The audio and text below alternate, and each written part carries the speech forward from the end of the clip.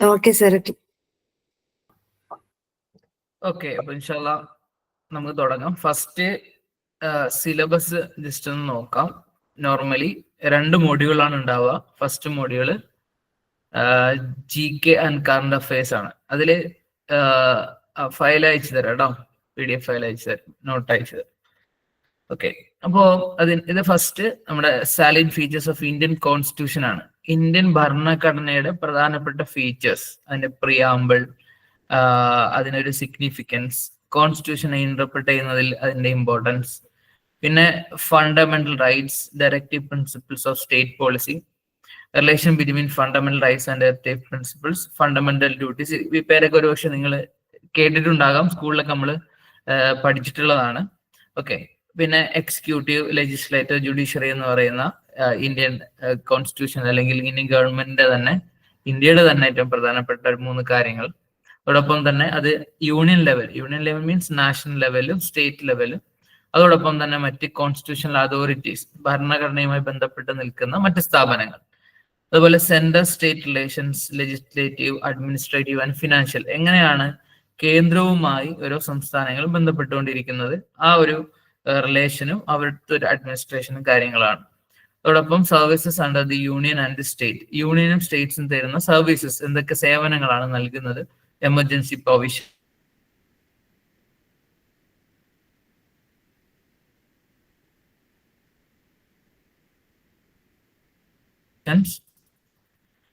amendment provisions of the constitution, അതോടൊപ്പം തന്നെ constitution authorities, election commission of India, human rights commission, UPSC, state public service commission, information commission, et cetera.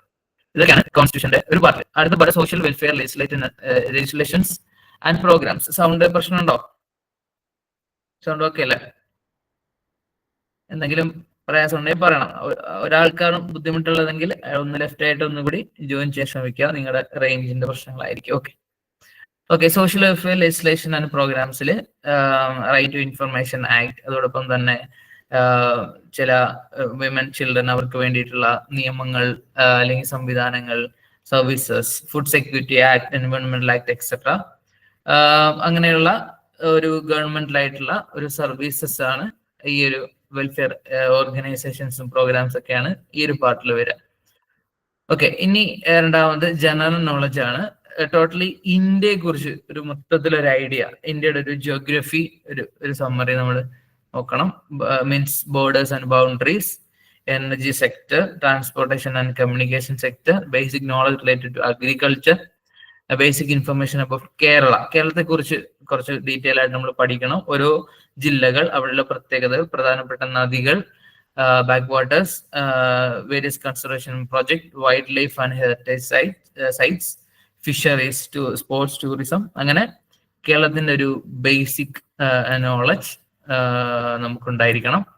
അതോടൊപ്പം politics ആണ്. Political, social and cultural developments associated with India's independence, national movements, ഇൻഡിപെൻഡൻസിന് ശേഷം ഇന്ത്യക്കുണ്ടായ പ്രധാനപ്പെട്ട challenge, national symbols, flag, anthem, songs, etcetera.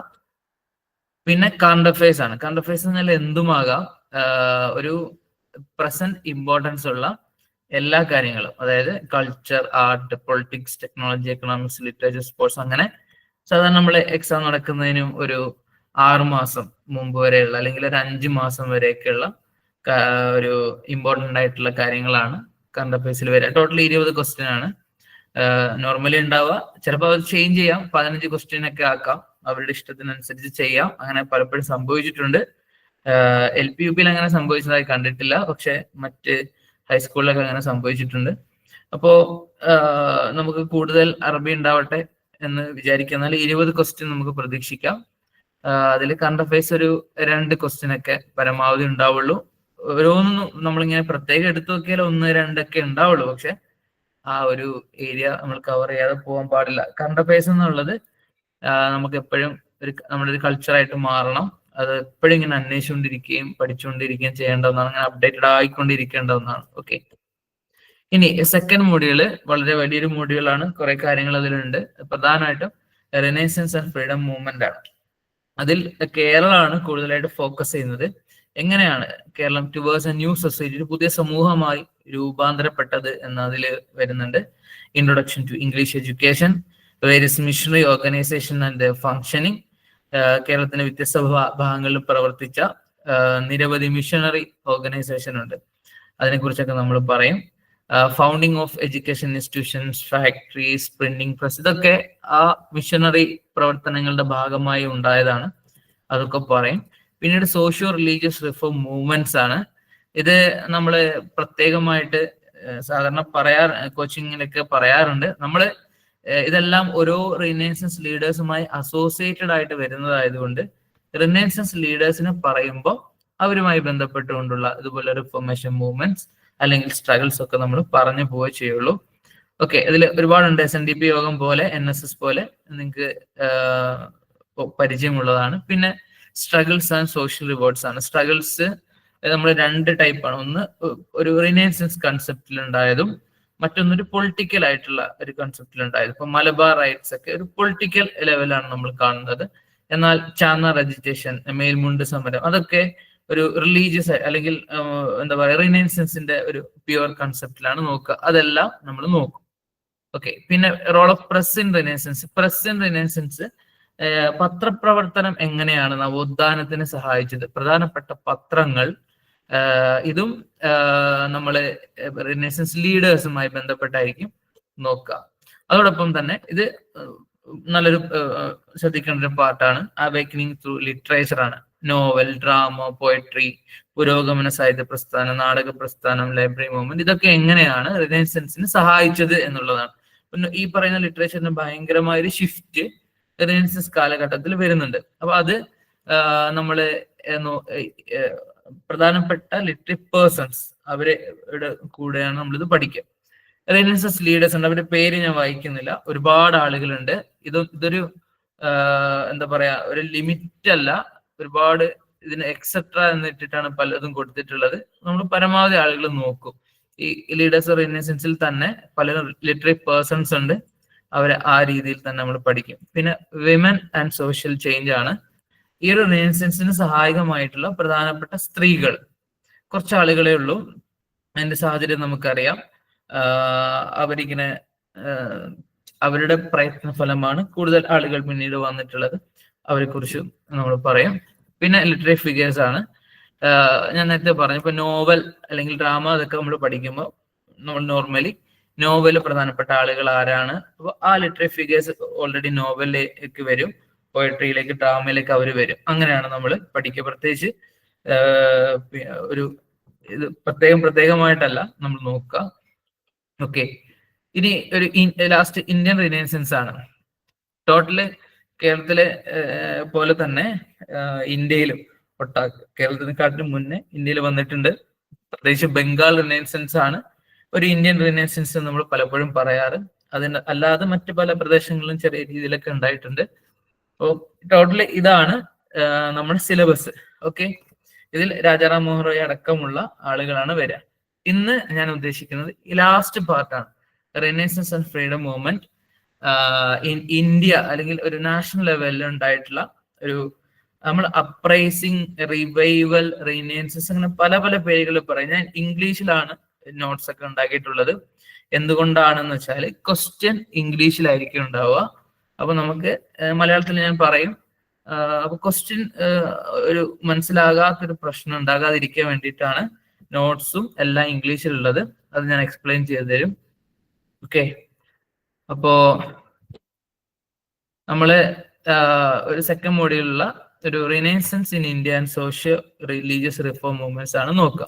ആദ്യം കുറച്ച് questions ചോദിക്കുകയാണ്. നിങ്ങൾ സ്വയം എന്താണ് നമ്മുടെ ഒരു എത്രത്തോളം നമുക്ക് അറിയാം എന്ന് വേണ്ടിയിട്ടാണ്. ജസ്റ്റ് ഒന്ന് കമന്റ് ചെയ്യുക.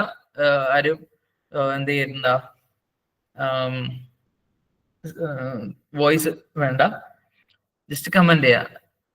Dash agitation led to the passing of the widow remarriage act in 1856. വിധവ പുനർവിവാഹ നിയമം 1856 ആരുടെ പ്രയത്ന ഫലമായിട്ടാണ് ഉണ്ടായിട്ടുള്ളത്? താഴെ പറയുന്ന 4 പേർ: സാവിത്രിബായി ഫുലെ, ഈശ്വർചന്ദ്ര വിദ്യാസാഗർ, പണ്ഡിത രാമഭായി, ഡോക്ടർ BR അംബേദ്കർ. ഓക്കെ, നിങ്ങൾ കമന്റ് ചെയ്യാൻ ഒരുപാട് ആളുകളുണ്ട്. എല്ലാവരുടെ കമന്റും നമുക്ക് കാത്തിരിക്കാനുള്ള സമയമില്ല. വ്യത്യസ്തമായ അഭിപ്രായങ്ങൾ വന്നിട്ടുണ്ട്. പക്ഷെ നിങ്ങൾ ഈ ക്ലാസ്സിന് ശേഷം വീണ്ടും ഈ ക്വസ്റ്റ്യൻസ് ഒന്ന് നോക്കുകയാണെങ്കിൽ നിങ്ങൾക്ക് എല്ലാവർക്കും ഏറെക്കുറെ ഒരേ ആൻസർ തന്നെ ആയിരിക്കും വരിക. ഇതിന്റെ ആൻസർ ഓപ്ഷൻ ബി ആണ്, ഈശ്വർ ചന്ദ്ര വിദ്യാസാഗർ ആണ്. ഇത് ആരാണെന്നൊക്കെ നമ്മൾ പറയും. ഒരുപാട് പേര് കറക്റ്റ് ആൻസർ പറഞ്ഞിട്ടുണ്ട്. Okay, who founded Mahapathshala at Kolkata in 1817? കൊൽക്കത്തയില് 1817 ആരാണ് മഹാപാഠശാല പബ്ലിഷ് ചെയ്തത്, ഫൗണ്ട് ചെയ്തത്?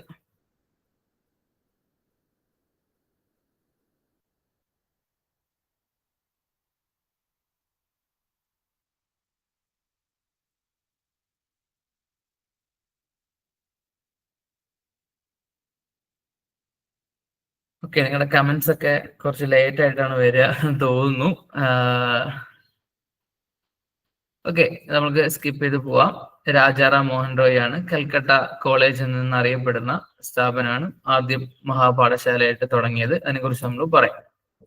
Okay, who establish the Atmiya Sabha, a precursor in the socio religious reforms in Bengal?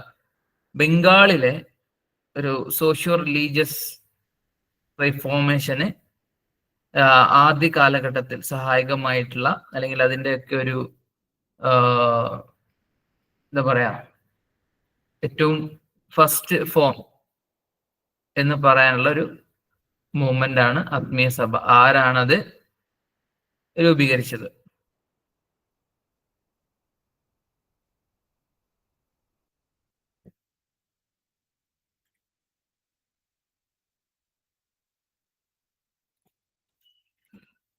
Okay, ഇതിന്റെ ആൻസർ ഓപ്ഷൻ സി ആണ്, രാജാറാം മോഹൻ റോയ് ആണ്. ഈ ക്വസ്റ്റിന് തന്നെ ചെയ്തിട്ടുള്ള കമന്റ് ആണോ വരുന്നത് എന്ന് എനിക്ക് അറിയില്ല. ചിലപ്പോ മുന്നേ കൊടുത്ത കമന്റ്സ് ഒക്കെ ഇപ്പോഴായിരിക്കും വരുന്നത്, എനിക്കറിയില്ല. എന്തായാലും നിങ്ങളിത് കേൾക്കുക കേട്ടോ.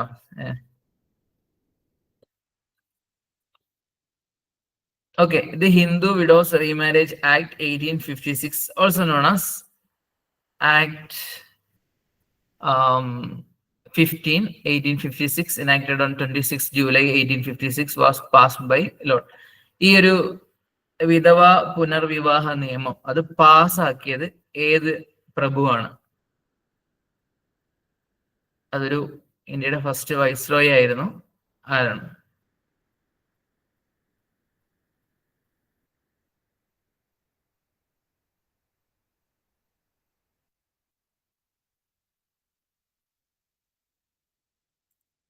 ഓക്കെ, എന്തായാലും നിങ്ങൾ കമന്റ് ചെയ്യുക. ആൻസർ ഓപ്ഷൻ ഡി ആണ്, ലോർഡ് കാനിങ് ആണ്. 1856 നിങ്ങൾക്ക് അറിയാം, ഒരു പെട്ടെന്ന് കുറച്ച് പ്രയാസങ്ങൾ ഉണ്ടായിട്ടുണ്ടായിരുന്നു ബ്രിട്ടീഷുകാർക്ക് അവരുടെ അഡ്മിനിസ്ട്രേഷനിൽ, ഒന്നാം സ്വാതന്ത്ര്യ സമരവുമായി ബന്ധപ്പെട്ട്. ഓക്കെ, അപ്പോ പെട്ടെന്നൊരു ഭരണം മാറ്റമൊക്കെ ഉണ്ടായി. ഒരു ഹിസ്റ്ററിയിൽ നിങ്ങൾ മനസ്സിലാക്കിയിട്ടുണ്ടാകും, കൂടുതൽ ഡീറ്റെയിലേക്ക് കടക്കുന്നില്ല.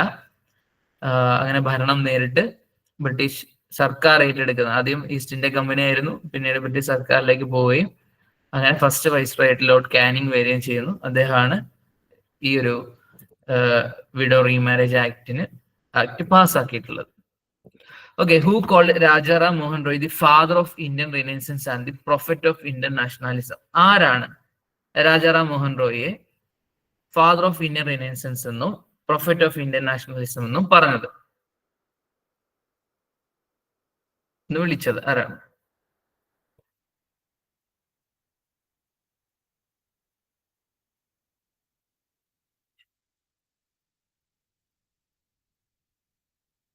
ഓക്കെ, നേരത്തെ ക്വസ്റ്റ്യന്റെ ഓപ്ഷൻ ഡി ആണ് ഇപ്പൊ വന്നുകൊണ്ടിരിക്കുന്നത്.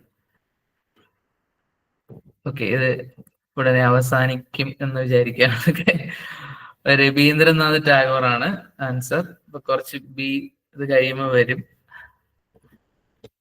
നമുക്ക് അതിന് മാത്രം സമയമില്ല. ഓക്കെ, നിങ്ങൾ കമന്റ് ചെയ്യാം. ഓക്കെ, അപ്പൊ നമുക്ക് അറിയാലോ, അപ്പൊ ഞാൻ കമന്റ് ചെയ്തത് ഡി ആണെങ്കിൽ ഉത്തരം ഡി ആണ്, നമുക്ക് തന്നെ ഒരു സന്തോഷം തോന്നും. അതുകൊണ്ട് എല്ലാവരും കമന്റ് ചെയ്യാം, ഇവിടെ വരുന്നത് നോക്കണ്ട. Okay, Satyaprakash was written by?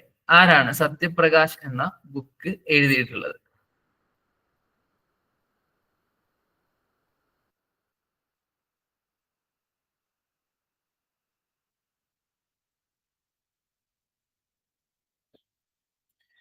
Okay, Swami Dayananda സരസ്വതിയാണ്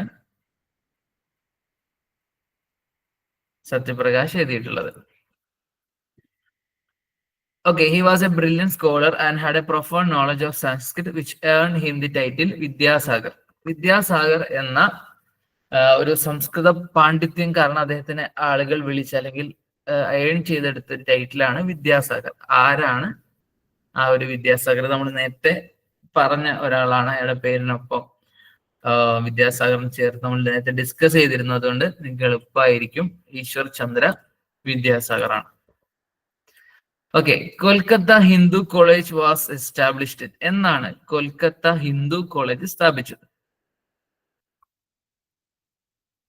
1828, 1817, 1856, 1840.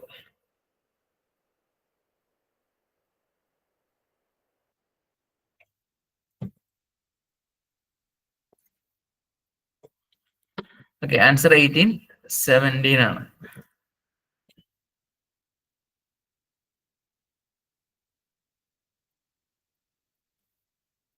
Okay, ഇനി ഇത് നോക്കാം. ഈ ടൈപ്പ് ക്വസ്റ്റ്യൻസ് ഒക്കെ വരാറുണ്ട്. റിയൽ നെയിമും പോപ്പുലർ നെയിമുമാണ്. ഓക്കെ, യഥാർത്ഥ പേരും പ്രസിദ്ധമായ പേരും: Mool Shankar, Narendranath Dutta, Gadadhar Chattopadhyay, Margaret Elizabeth Noble. Okay, ഇവരൊക്കെ രാമകൃഷ്ണ പരമഹംസ, ഭാഗിനി നിവേദിത, സ്വാമി ദയാനന്ദ സരസ്വതി, സ്വാമി വിവേകാനന്ദ. ഇവരുടെയൊക്കെ റിയൽ നെയിം ഏതാണ്?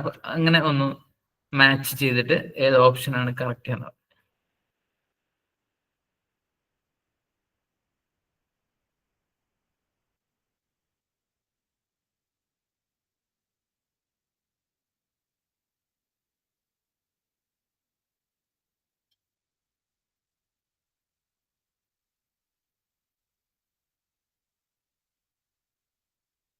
ഓക്കെ, നിങ്ങളൊക്കെ ഓപ്ഷൻ അയക്കുന്നുണ്ട് എന്ന് പ്രതീക്ഷിക്കുകയാണ്. ക്ലാസ് കഴിയുമ്പോഴേക്കും ഓപ്ഷൻ ഒക്കെ ഇവിടെ എത്തും എന്ന് വിചാരിക്കുന്നു. ഓക്കെ, ഇതിന്റെ കറക്റ്റ് ആൻസർ ഓപ്ഷൻ സി ആണ്. അതായത് മൂൽ ശങ്കർ എന്നാണ് സ്വാമി ദയാനന്ദ സരസ്വതിയുടെ പേര്. നരേന്ദ്രനാഥ് ദത്തയാണ് സ്വാമി വിവേകാനന്ദ. ഗദാധർ ചത്തോപാധ്യായാണ് Ramakrishna Paramahamsa. Margaret Elizabeth Noble, Bhagini Nivedita. ഇവര് സ്വാമി ദയാനന്ദ സരസ്വതിയുടെ ഒരു ഡിസിപ്പിളാണ്. ഒരു ഐറിഷ് ലേഡി ആയിരുന്നു. ഇവരെ കുറിച്ച് നമ്മൾ പറയുന്നില്ല. ഇവരങ്ങനെ ഭയങ്കര ഒരു റിനൈൻസൻസിൽ സഹായിച്ച ഒരു ആളൊന്നുമല്ല. അദ്ദേഹത്തിന്റെ സ്വാമി ദയാനന്ദ സരസ്വതി ഒരു ഡിസിപ്പിൾ ആയിട്ട് അദ്ദേഹത്തിന്റെ കാര്യങ്ങളൊക്കെ മുന്നോട്ട് കൊണ്ടുപോയിരുന്ന ഒരാളാണ്. ഓക്കെ, നമുക്കിനി ഓരോരുത്തരെ കുറിച്ച് പറയാം. കുറച്ച് സ്പീഡിൽ ഞാൻ പറയും. എന്തെങ്കിലും പ്രയാസം ഉണ്ടെങ്കിൽ നിങ്ങൾക്ക് ചോദിക്കാട്ടോ. നിങ്ങൾക്ക് മൈക്ക് ഓൺ ചെയ്യാൻ കഴിയും എന്ന് ഞാൻ വിശ്വസിക്കുകയാണ്. എങ്ങനെയാണ് ഇതിന്റെ സിസ്റ്റം എന്ന് എനിക്കറിയില്ല. അല്ലെങ്കിൽ നിങ്ങൾക്ക് ജസ്റ്റ് കമന്റ് ചെയ്താൽ മതി എന്തെങ്കിലും സംശയം ഉണ്ടെങ്കിൽ. ഓക്കെ, ഈ ഓപ്ഷൻസ് കമന്റ് ചെയ്തൊക്കെ ഇപ്പൊ കഴിയും എന്ന് വിചാരിക്കാം. ഓക്കെ, അദ്ദേഹം ജനിച്ചത് 22 മെയ് 1772 മരണപ്പെട്ടത് 27 സെപ്റ്റംബർ 1833. ബംഗാൾ പ്രസിഡൻസിയിലാണ് രാധാനഗറിൽ ജനിച്ചു. പിന്നീട് അദ്ദേഹം ഇംഗ്ലണ്ട് സന്ദർശിക്കുന്ന സമയത്ത് ഇംഗ്ലണ്ടിലെ ബ്രിസ്റ്റലിലാണ് മരണപ്പെട്ടത്. അദ്ദേഹത്തിന്റെ ഭൗതിക ശരീരം അവിടെയാണ് അടക്കം ചെയ്തിട്ടുള്ളത്. അദ്ദേഹത്തിന് ഒരുപാട് പേരിൽ അറിയപ്പെടുന്നുണ്ട്. Maker of modern India, father of modern India, father of Bengal renaissance, father of Indian renaissance, prophet of Indian nationalism. Okay, ഇതിലെ പ്രൊഫറ്റ് ഓഫ് ഇന്ത്യൻ നാഷണാലിസം, അത് ഇന്ത്യ എന്നൊരു കൺസെപ്റ്റ്, ഒരു നാഷണൽ കൺസെപ്റ്റ് ഒക്കെ കൊണ്ടുവന്നത് അദ്ദേഹമാണ്. അതിനു മുമ്പ് ഒരു ഇന്ത്യ എന്നൊരു വലിയ രാജ്യം എന്ന കൺസെപ്റ്റ് ഒന്നും ഉണ്ടായിരുന്നില്ല. എല്ലാ നാട്ടുരാജ്യങ്ങളൊക്കെ ആയിട്ടാണ് ഉണ്ടായിരുന്നത്. Okay, he was a great scholar of Sanskrit, Persian, English language, also knew Arabic, Latin and Greek. And the Persian and Arabic studies influenced his thinking about one God. ഇസ്ലാമിന്റെ ബേസ് ആണ് ഏകദൈവ വിശ്വാസം. അപ്പൊ അദ്ദേഹം നിരവധി ഭാഷകൾ പഠിച്ച കൂട്ടത്തില് അറബിക്കും പേർഷ്യനൊക്കെ പഠിച്ചു. അങ്ങനെ അദ്ദേഹം ഒരു ഏകദൈവ വിശ്വാസിയായിരുന്നു എന്ന് നമുക്ക് മനസ്സിലാക്കാൻ കഴിയും. സ്ക്രീൻഷോട്ട് ഒക്കെ എടുക്കാം, ഒരു പ്രശ്നമില്ല. സീക്രട്ട് ആയിട്ടുള്ള നോട്ട്സ് ഒന്നല്ല. ഓക്കെ, ഇതൊക്കെ ഇന്റർനെറ്റിൽ അവൈലബിൾ ആയ കാര്യങ്ങളാണ്. ഞാനത് ഒന്ന് സോർട്ട് ചെയ്ത് എടുത്തിട്ടുണ്ടെന്നേ ഉള്ളൂ. Okay, he priced the unity of God, made early translations of Vedic scriptures into English, co-founded the Calcutta Unitarian Society.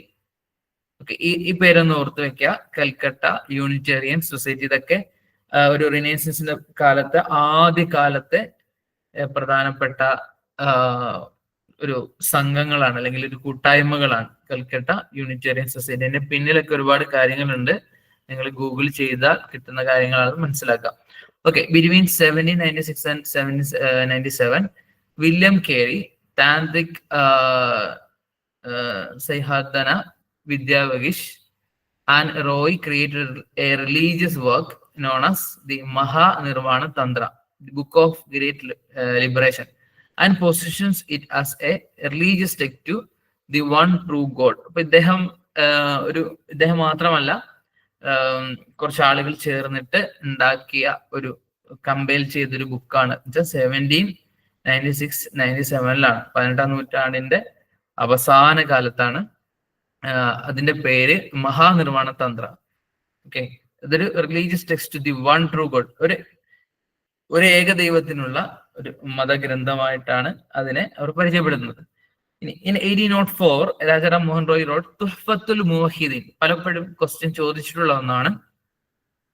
Rajaram Mohan റോയുടെ ഒരു ബുക്കാണ് തുഹ്ഫത്തുൽ മുവഹിദീൻ. തുഹ്ഫത്തുൽ മുജാഹിദീൻ എന്നൊക്കെ പറയുന്ന പോലെ എ ഗിഫ്റ്റ് ടു മോണത്സ്, ഏകദൈവ വിശ്വാസത്തെ കുറിച്ച് ഉള്ള ഒരു ഗ്രന്ഥമാണ്. പേർഷ്യനിലാണ്, പക്ഷെ അതിന്റെ ഇൻട്രൊഡക്ഷൻ, അതിന്റെ ആമുഖം അറബിക്കിലാണുള്ളത്, അറബി ഭാഷയിലാണുള്ളത്. In 1815, he started ആത്മീയ സഭ. ആത്മീയ സഭ സ്റ്റാർട്ട് ചെയ്തത് ആരാണ്, ഫൗണ്ട് ചെയ്ത ആരാണെന്ന് പലപ്പോഴും ചോദിച്ചിട്ടുണ്ട്. ഒരു ബേസിക് ക്വസ്റ്റ്യൻ ആണ്, നമ്മൾ അത് ഓർത്ത് വയ്ക്കുക. 1815, 1815 അത് എന്തിനു വേണ്ടി ആണെന്ന് വെച്ചാൽ, ഒരു കൊൽക്കത്തയിൽ ഒരു കൂട്ടം ആളുകൾ അവരുടെ ഒരു ഏകദൈവ വിശ്വാസ സംബന്ധമായ വിഷയങ്ങൾ, അത് വ്യത്യസ്ത മതങ്ങളിലൊക്കെ ഉള്ളതിനെ കുറിച്ച് പഠിക്കുകയും മനസ്സിലാക്കുകയും അതുമായി ബന്ധപ്പെട്ട് അതിന് വിരുദ്ധമായി ഉണ്ടായ ആചാരങ്ങൾ, അനാചാരങ്ങൾ, അതിനെ കുറിച്ചൊക്കെ പ്രതികരിക്കാൻ വേണ്ടിയിട്ടൊക്കെ ഉണ്ടായ ഒരു സംഘടനയാണ് ആത്മീയ സഭ. 1828 ഹി ലോഞ്ച് ബ്രഹ്മസഭ. 1828 ബ്രഹ്മസഭ. പലപ്പോഴും ബ്രഹ്മസമാജ് എന്നും കേൾക്കാറുണ്ട്. സഭയാണ് പിന്നീട് ബ്രഹ്മസമാജ് ആയത്. എങ്കിലും ചിലപ്പോൾ ക്വസ്റ്റ്യൻസിലൊക്കെ 1828 ബ്രഹ്മസമാജ് സ്ഥാപിച്ചു എന്നൊക്കെ പറയാറുണ്ട്. അത് തെറ്റല്ല, അതൊരു കൺഫ്യൂഷൻ ഉണ്ടാവണ്ട. ബ്രഹ്മസഭ തന്നെയാണ് ബ്രഹ്മസമാജ്. അത് 1828 എന്ന് പറയാം. സത്യത്തിൽ ബ്രഹ്മസമാജ് എന്ന പേരിലേക്ക് വന്നത് 1861 ദേവേന്ദ്രനാഥ് ടാഗോർ, പേര് ശ്രദ്ധിക്കുക, ദേവേന്ദ്രനാഥ് ടാഗോറൊപ്പം ചേർന്നിട്ടാണ് അദ്ദേഹം ബ്രഹ്മസഭ രൂപീകരിച്ചത്. ഓക്കെ, 1828, 1861 ഈ 2 വർഷം നോക്കാം. ഇനി 1830 അദ്ദേഹം എന്ത് ചെയ്യുന്നുണ്ട്, ഒരു എൻവോയ് എന്ന് പറഞ്ഞാൽ ഒരു നിവേദക സംഘമാണ് ഇംഗ്ലണ്ടിലേക്ക് പോകുന്നത്. മുഗൾ എംപർ അക്ബർ ഷാ രണ്ടാമനാണ് ആ കാലഘട്ടത്തിൽ ഭരിച്ചിരുന്നത്. അങ്ങനെ അദ്ദേഹം ഒരു രാജാവിന്റെ എൻവോയ് ആയിട്ട് പോകുന്നത് കൊണ്ട് തന്നെ രാജാവ് അദ്ദേഹത്തിന് രാജ എന്നൊരു ടൈറ്റിൽ കൊടുത്തു. അങ്ങനെയാണ് റാം മോഹൻ റോയ് ആരായി മാറിയത്, രാജ റാം മോഹൻ റോയ് ആയി മാറിയത്. കിങ് വില്യം 4 കോർട്ടിലേക്ക് ഇംഗ്ലണ്ടിലെ മുഗൾ ചക്രവർത്തിയുടെ എൻവോയ് ആയിട്ടാണ് പോയത്. Okay, he founded Hindu college in Calcutta 1870. 1817 Hindu college found ചെയ്തു. അതാണ് പ്രസിഡൻസി യൂണിവേഴ്സിറ്റി ആയിട്ട് മാറിയത്, കൊൽക്കത്തയിലെ പ്രസിഡൻസി യൂണിവേഴ്സിറ്റി ആയിട്ട് മാറിയത് 1817. ഓക്കെ, ഇനി ലോർഡ് വില്യം ബെനഡിക്ട്, ആ പേര് നമ്മളൊന്ന് ശ്രദ്ധിച്ചു വെക്കുക. അദ്ദേഹം ഗവർണർ ജനറൽ ഓഫ് ഇന്ത്യ ആയിരുന്നു 1828. ഗവർണർ ജനറൽ എന്ന് പറഞ്ഞാല് ഒരു ഇപ്പോഴത്തെ വൈസ്രോയ് എന്ന് പറയുന്ന ഒരു സ്ഥാനത്തായിരുന്നു അന്നത്തെ ഗവർണർ ജനറൽ. അദ്ദേഹം രാജാറാം മോഹൻ റോയ് ഒരുപാട് ഹെൽപ്പ് ചെയ്തിട്ടുണ്ട്. ഇന്ത്യയിൽ ഉണ്ടായിരുന്ന പലതരത്തിലുള്ള സൂപ്പർസ്റ്റിഷൻസ് അല്ലെങ്കിൽ അതുപോലുള്ള പല അനാചാരങ്ങളൊക്കെ ഒഴിവാക്കാൻ വേണ്ടിയിട്ട്, example sati, polygamy, child marriage, female infanticide എന്ന് വെച്ചാല് ഒരു പെൺകുട്ടിയാണെങ്കിൽ കൊന്നു കളയുന്ന ഒരു രീതി, ഒരു കുട്ടികളുടെ വിവാഹം, ഇങ്ങനെയൊക്കെയുള്ള കാര്യങ്ങൾ ഒഴിവാക്കാൻ വേണ്ടി അദ്ദേഹം എന്തായിട്ടുണ്ട്, പ്രയത്നിച്ചിട്ടുണ്ട്. Lord Bentinck passed the law banning sati throughout the British India, and this act was made illegal and punishable by the courts in 1829. അപ്പൊ 1829 സതി നിരോധിക്കുന്നത്. അതിന്റെ ലോ പാസ്സാക്കിയത് ലോർഡ് ബെന്റിക് ആണ്. അതിന് പിന്നിൽ പ്രവർത്തിച്ച ആള് രാജാറാം മോഹൻ റോയ് ആണ്. ഓക്കെ, അദ്ദേഹം നടത്തിയിരുന്ന ഒരു ബംഗാളി വീക്കിലിയുടെ പേരാണ് സംവാദ് കൗമുദി 1821, സംവാദ് കൗമുദി 1822 മിർആത്തുൽ അഖ്ബാർ എന്ന ഒരു പേർഷ്യൻ ന്യൂസ് പേപ്പർ നടത്തിയിരുന്നു. അദ്ദേഹം എഴുതിയ ബുക്കാണ് പെർസെപ്റ്റ്സ് ഓഫ് ജീസസ്. അദ്ദേഹം ബ്രസ്റ്റൽ 1833 ഈ ഒരു ബുക്ക് എഴുതിയിട്ടുള്ളത്. അദ്ദേഹം ബ്രസ്റ്റലിലായിരിക്കുന്ന സമയത്ത് എഴുതിയിട്ടുള്ള ബുക്കാണ്. ഓക്കെ, അദ്ദേഹം മരണപ്പെട്ട വർഷം നിങ്ങൾക്ക് ഓർമ്മയുണ്ടോ?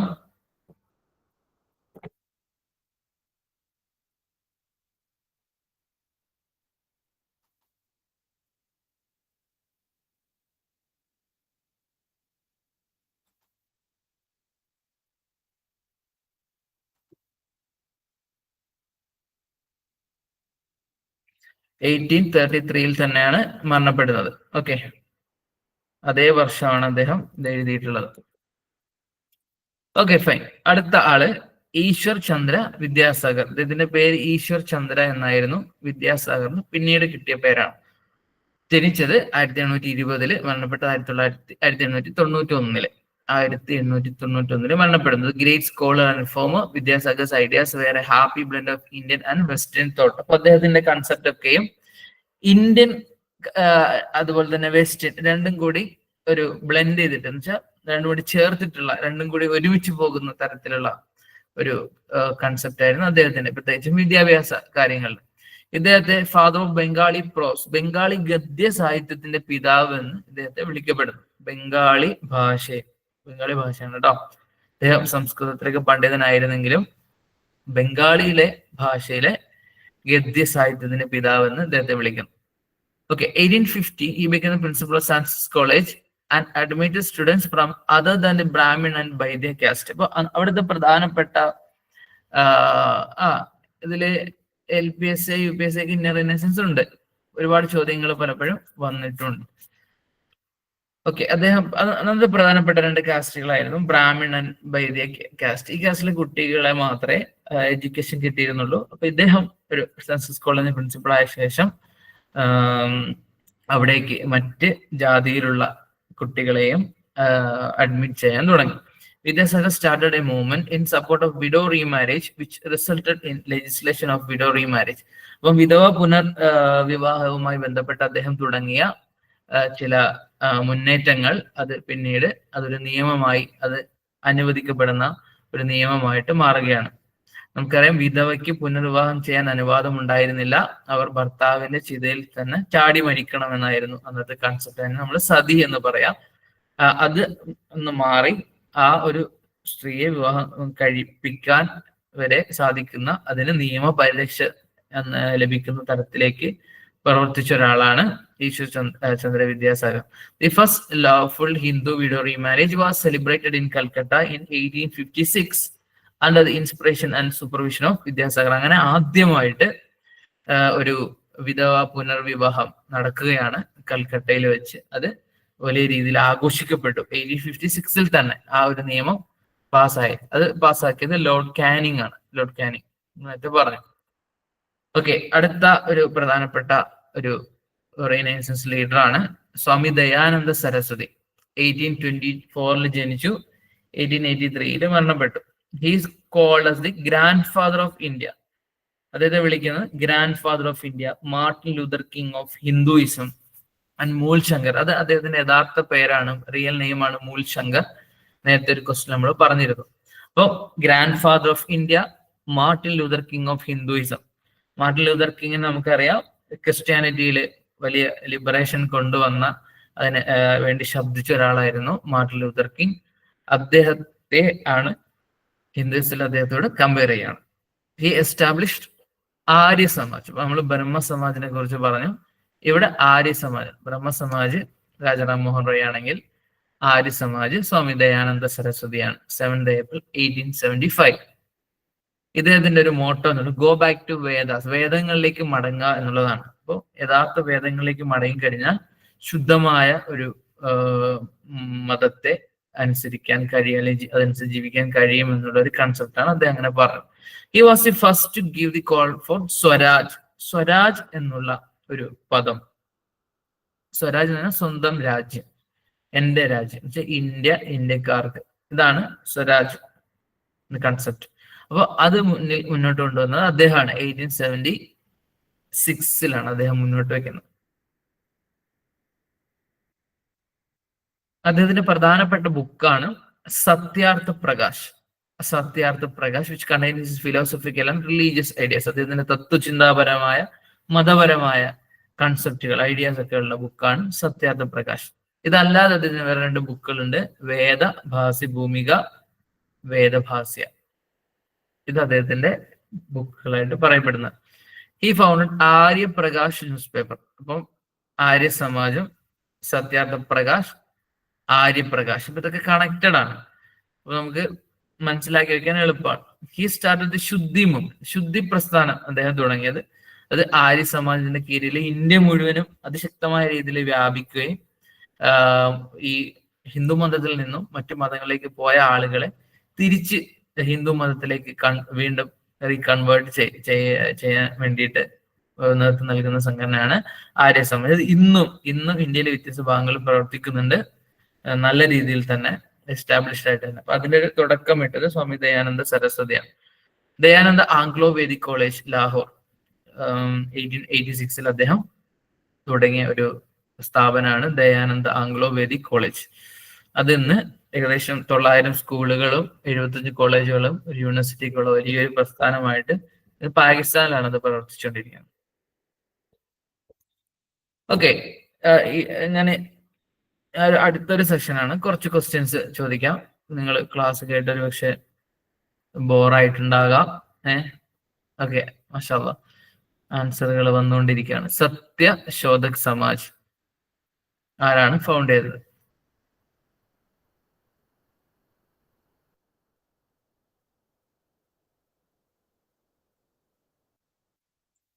Okay, Jyotiba ഫൂലെയാണ്. Jyotiba Phule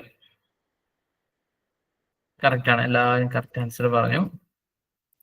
who founded മഹാപഠശാല, അത് നമ്മൾ ഓൾറെഡി പറഞ്ഞതാണ്. Okay, which date is observed as Universal Brotherhood Day in honor of Swami Vivekananda? സ്വാമി വിവേകാനന്ദനുമായി ബന്ധപ്പെട്ട് സാർവദേശീയ സാഹോദര്യ ദിനം, യൂണിവേഴ്സൽ ബ്രദർഹുഡ് ഡേ ആയിട്ട് ആചരിക്കുന്നത് എന്നാണ്?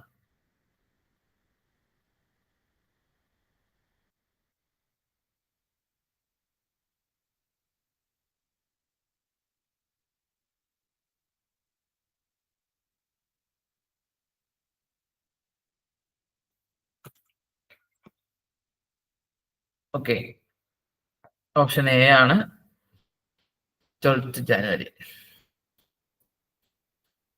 സാറില്ല ശരിയാവും. വരുന്നുണ്ട് കറക്റ്റ് ഓപ്ഷൻസ്.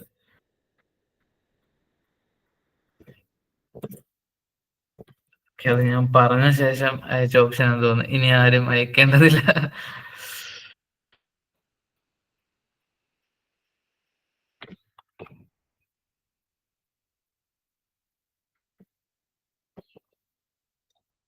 സെപ്റ്റംബർ 11 കൺഫ്യൂഷൻ ആയോ? രണ്ടും ഇദ്ദേഹത്തിന്റെ പേരിലായതുകൊണ്ട്.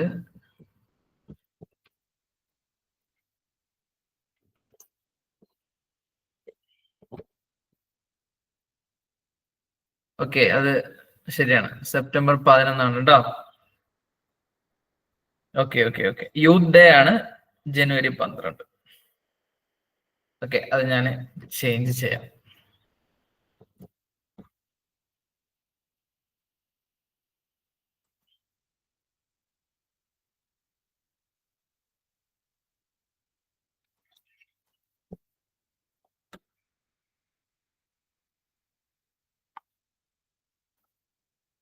ഓക്കെ, അത് ഇപ്പൊ തന്നെ ചേഞ്ച് ചെയ്താൽ അല്ലെങ്കിൽ പിന്നെ മറന്നുപോകും. ജസ്റ്റ് ഒന്ന് വെയിറ്റ്.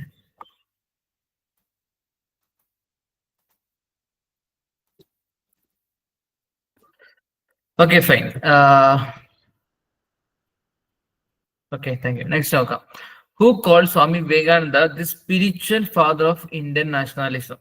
ഇന്ത്യൻ ദേശീയതയുടെ ആത്മീയ പിതാവ് എന്ന് സ്വാമി വിവേകാനന്ദൻ വിളിച്ചത് ആരാണ്?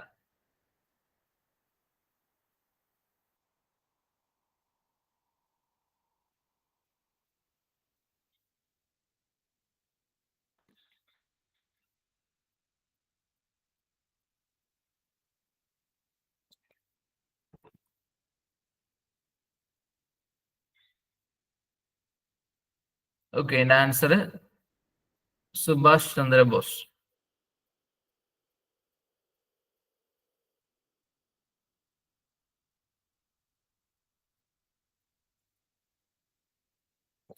Okay. In which Indian city was the international headquarters of the Theosophical Society established in 1882? 1882 സ്ഥാപിതമായ തിയോസഫിക്കൽ സൊസൈറ്റിയുടെ ഇന്റർനാഷണൽ ഹെഡ്ക്വാർട്ടേഴ്സ് ഇന്ത്യയിലെ ഏത് സിറ്റിയിലാണ്?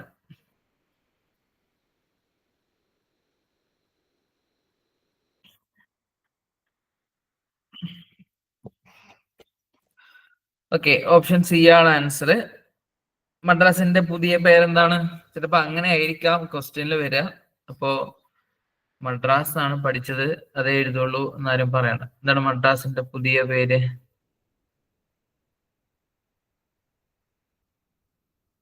ഓക്കെ, അത് ടൈപ്പ് ചെയ്ത് ഇവിടെ എത്തുമ്പോഴത്തേക്കും ഒരു സമയമാവുന്നത് കൊണ്ട് ഞാൻ തന്നെ പറയാം. എത്തിയിട്ടുണ്ട് മാഷാ അല്ലാഹ്. ചെന്നൈ. ഓക്കെ, ചിലപ്പോ ചെന്നൈ എന്നായിരിക്കും വരിക, അപ്പോ കൺഫ്യൂഷൻ ആവരുത്. Okay. Who was one of the founding members of the Indian National Congress and associated with Prarthana Samaj? Indian national കോൺഗ്രസിന്റെ ഫൗണ്ടിങ് മെമ്പറുമാണ്, അതോടൊപ്പം പ്രാർത്ഥന സമാജ് ഒരു റിനൈസൻസ് മൂവ്മെന്റ് ആണ്. രണ്ടിലും ഉണ്ടായിരുന്ന ആളാരാണ്?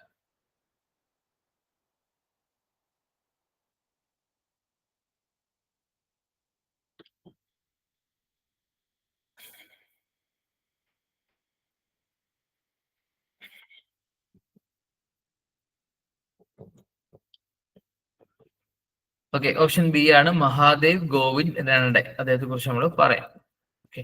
What was the name of the shelter Pandita Ramabai establish for child widows?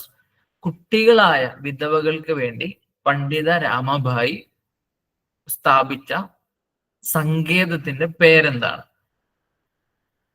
മുക്തി mission, central Hindu school, Sharada Sadan, theosophical society.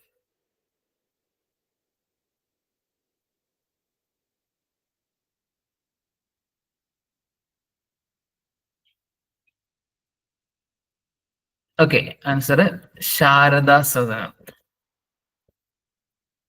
In which year did Jyotirao Phule established the first school for girls in India? ഏത് വർഷമാണ് പെൺകുട്ടികൾക്ക് വേണ്ടി മാത്രമായിട്ടുള്ള ഒരു school Jyotirao Phule സ്ഥാപിച്ചത്?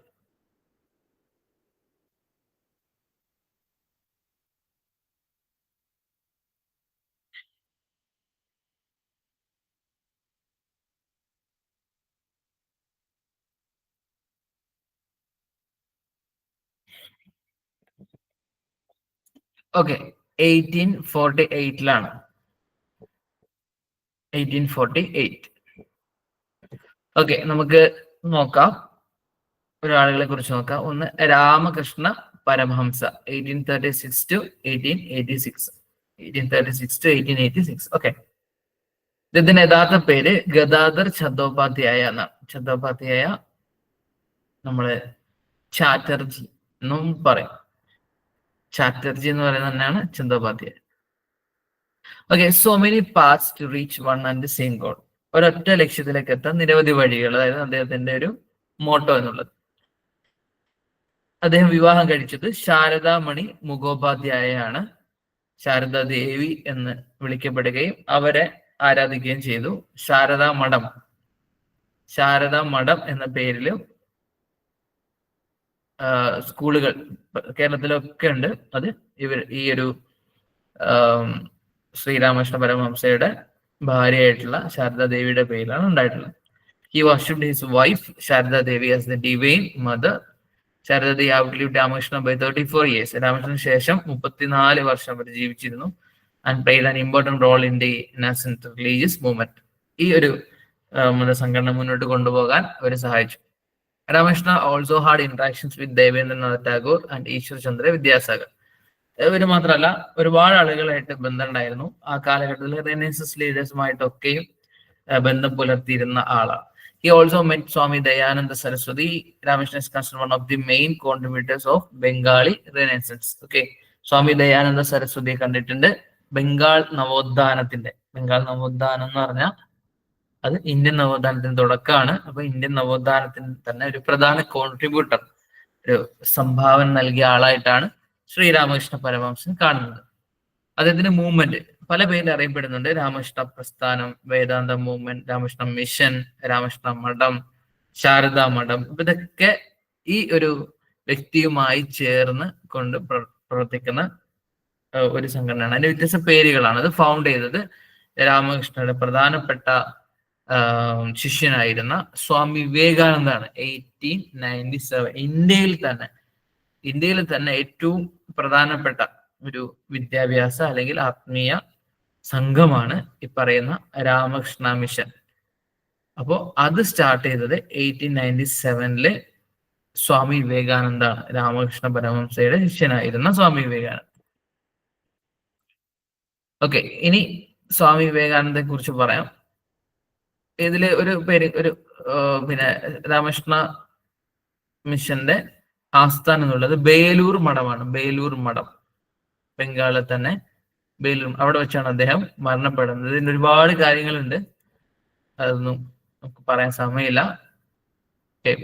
പ്രധാനപ്പെട്ട കാര്യങ്ങൾ മാത്രം സൂചിപ്പിച്ചു.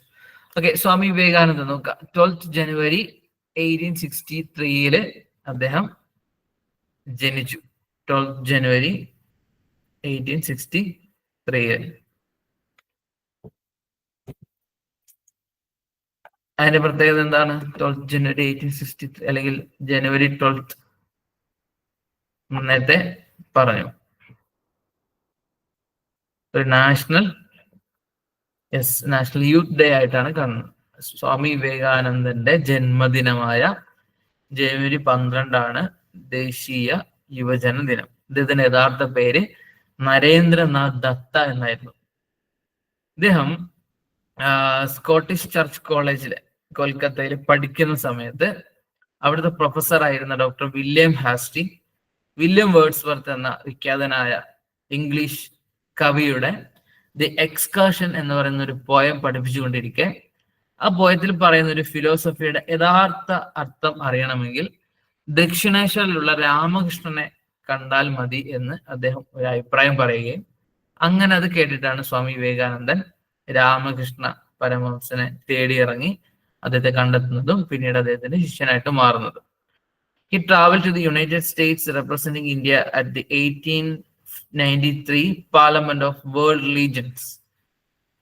ലോക മത സമ്മേളനം, അതിന് ഇന്ത്യയെ പ്രതിനിധീകരിച്ചുകൊണ്ട് 1893 അദ്ദേഹം യുണൈറ്റഡ് സ്റ്റേറ്റ്സിലേക്ക് പോയി. Chicago, my brothers and sisters of America എന്ന് പറഞ്ഞു തുടങ്ങുന്ന അദ്ദേഹത്തിന്റെ പ്രൗഢമായ പ്രഭാഷണം, അത് നമുക്ക് അവൈലബിൾ ആണ്. അതൊക്കെ വായിച്ച് നമ്മൾ ഇൻസ്പയർ ആവുക. Okay, universal brotherhood day 11 September. എന്തുകൊണ്ടാണ് ആ ദിവസം 11 സെപ്റ്റംബർ? അന്നാണ് അദ്ദേഹം പാർലമെന്റ് ഓഫ് വേൾഡ്സ് റിലീജിയനില് അമേരിക്കയിലെ ജനങ്ങളെ അഭിമുഖീകരിച്ചുകൊണ്ട് സംസാരിച്ചത്. ആ ദിവസമാണ് യൂണിവേഴ്സൽ ബ്രദർഹുഡ് ഡേ എന്ന് പറയാനുള്ള കാരണം. യെസ്. ഇനി national youth day 12 January. Okay, from our own motherland a junction of the two great systems, Hinduism and Islam is the only hope. മൂന്നാമത്തെ പോയിന്റ്, അത് അദ്ദേഹം പഠിച്ചുകൊണ്ടിരുന്ന സ്ഥാപനമാണ് കൊൽക്കത്തയിലെ സ്കോട്ടിഷ് ചർച്ച് കോളേജ്. അവിടുത്തെ പ്രിൻസിപ്പൾ ആയിരുന്നു ഡോക്ടർ വില്യം ഹാസ്റ്റേ. അദ്ദേഹത്തിന് William Wordsworth എന്ന ഇംഗ്ലീഷ് കവിയുടെ ഒരു പോയം ദി എക്സ്കർഷൻ എന്ന പോയം പഠിപ്പിച്ചുകൊണ്ടിരിക്കുമ്പോൾ ആ പോയം മുന്നോട്ട് വയ്ക്കുന്ന പ്രധാനപ്പെട്ട ചില ഫിലോസഫിക്കൽ തീംസിന് യഥാർത്ഥ മീനിങ് കിട്ടണമെങ്കിൽ, അറിയണമെങ്കിൽ ദക്ഷിണേശ്വറിലുള്ള രാമകൃഷ്ണ പരമഹംസനെ പോയി കാണണം, കണ്ടാൽ അത് മനസ്സിലാകുമെന്ന് പറയുകയും അത് കേട്ടിട്ട് സ്വാമി വിവേകാനന്ദൻ ദക്ഷിണേശ്വറിലെത്തി അദ്ദേഹത്തോട്ട് സംസാരിക്കുകയും പിന്നെ അദ്ദേഹത്തിന്റെ ശിഷ്യനായിട്ട് മാറുകയും ചെയ്തു എന്നാണ് ചരിത്രം. അതാണ് അവിടെ ഉദ്ദേശിച്ചത്. ഓക്കെ, അപ്പം ഹിന്ദുയിസം ഇസ്ലാമും ഒരുമിച്ച് നിൽക്കുമ്പോഴാണ് ഇവിടെ ഹോപ്പ് ഉണ്ടാവുക എന്നാണ് അദ്ദേഹം പറഞ്ഞത്. അദ്ദേഹത്തിന്റെ ഒരു മോട്ടോ എന്നുള്ളത് ഗോ ബാക്ക് ടു ഗീത എന്നാണ്. Okay, go back to Veda, Swami Dayananda Saraswati. Go back to Gita, Swami Vivekananda. Vedanta society of ന്യൂയോർക്ക് VSNY അദ്ദേഹം ഫോം ചെയ്തത് 1894 ന്യൂയോർക്കിൽ വെച്ചാണ്. 1894. സുഭാഷ് ചന്ദ്രബോസ് പറഞ്ഞു Swami Vivekanandan spiritual father of Indian nationalism. അതോടൊപ്പം തന്നെ the patriot saint of modern India, ആധുനിക ഇന്ത്യയുടെ ദേശഭക്തനായ സന്യാസി എന്നും സ്വാമി വിവേകാനന്ദനെ വിളിക്കുന്നു. The patriot saint of modern India. അദ്ദേഹം കേരളത്തെ കുറിച്ചൊക്കെ നല്ല വാക്കുകൾ പറഞ്ഞതൊക്കെ നിങ്ങൾക്ക് അറിയാമായിരിക്കും.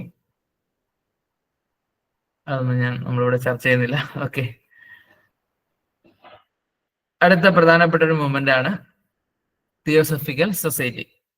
തിയോസഫിക്കൽ സൊസൈറ്റി ഫൗണ്ട് ചെയ്തത് 1875 Helena Blavatsky and Henry Steel ഒക്കൾട്ട്. അതെ, അതുകൊണ്ടാണ് ഞാൻ പറയുന്നില്ല എന്നത്. ഈ രണ്ട് പേര് കൂടി സ്ഥാപിച്ച ഒരു സംഘടനയാണ് തിയോസഫിക്കൽ സൊസൈറ്റി. അത് എന്ത് ചെയ്തു, ഒക്കൾട്ടും ഈ ബ്ലവസ്കിയും പിന്നീട് ഇന്ത്യയിലേക്ക് വരികയും മദ്രാസ്, ഇന്നത്തെ ചൈനയിലെ മദ്രാസിലെ അടയാർ എന്ന് പറഞ്ഞ ഒരു സ്ഥലത്ത് അതിന്റെ ഇന്റർനാഷണൽ ഹെഡ്ക്വാർട്ടേഴ്സ് സ്ഥാപിക്കുകയും ചെയ്തു. ഇന്നും നമുക്ക് പോയാൽ അടയാർ പോവാം, അവിടെ താമസിക്കാം, അതിനുള്ള സൗകര്യങ്ങളൊക്കെ ഉണ്ട്. വേണമെങ്കിൽ ഒരു നല്ല ഒരു വൈബുള്ള ഒരു സ്ഥലമാണ്, വളരെ കാം ആൻഡ് ക്വയറ്റ് ആയിട്ടുള്ള ഒരു സ്ഥലമാണ്.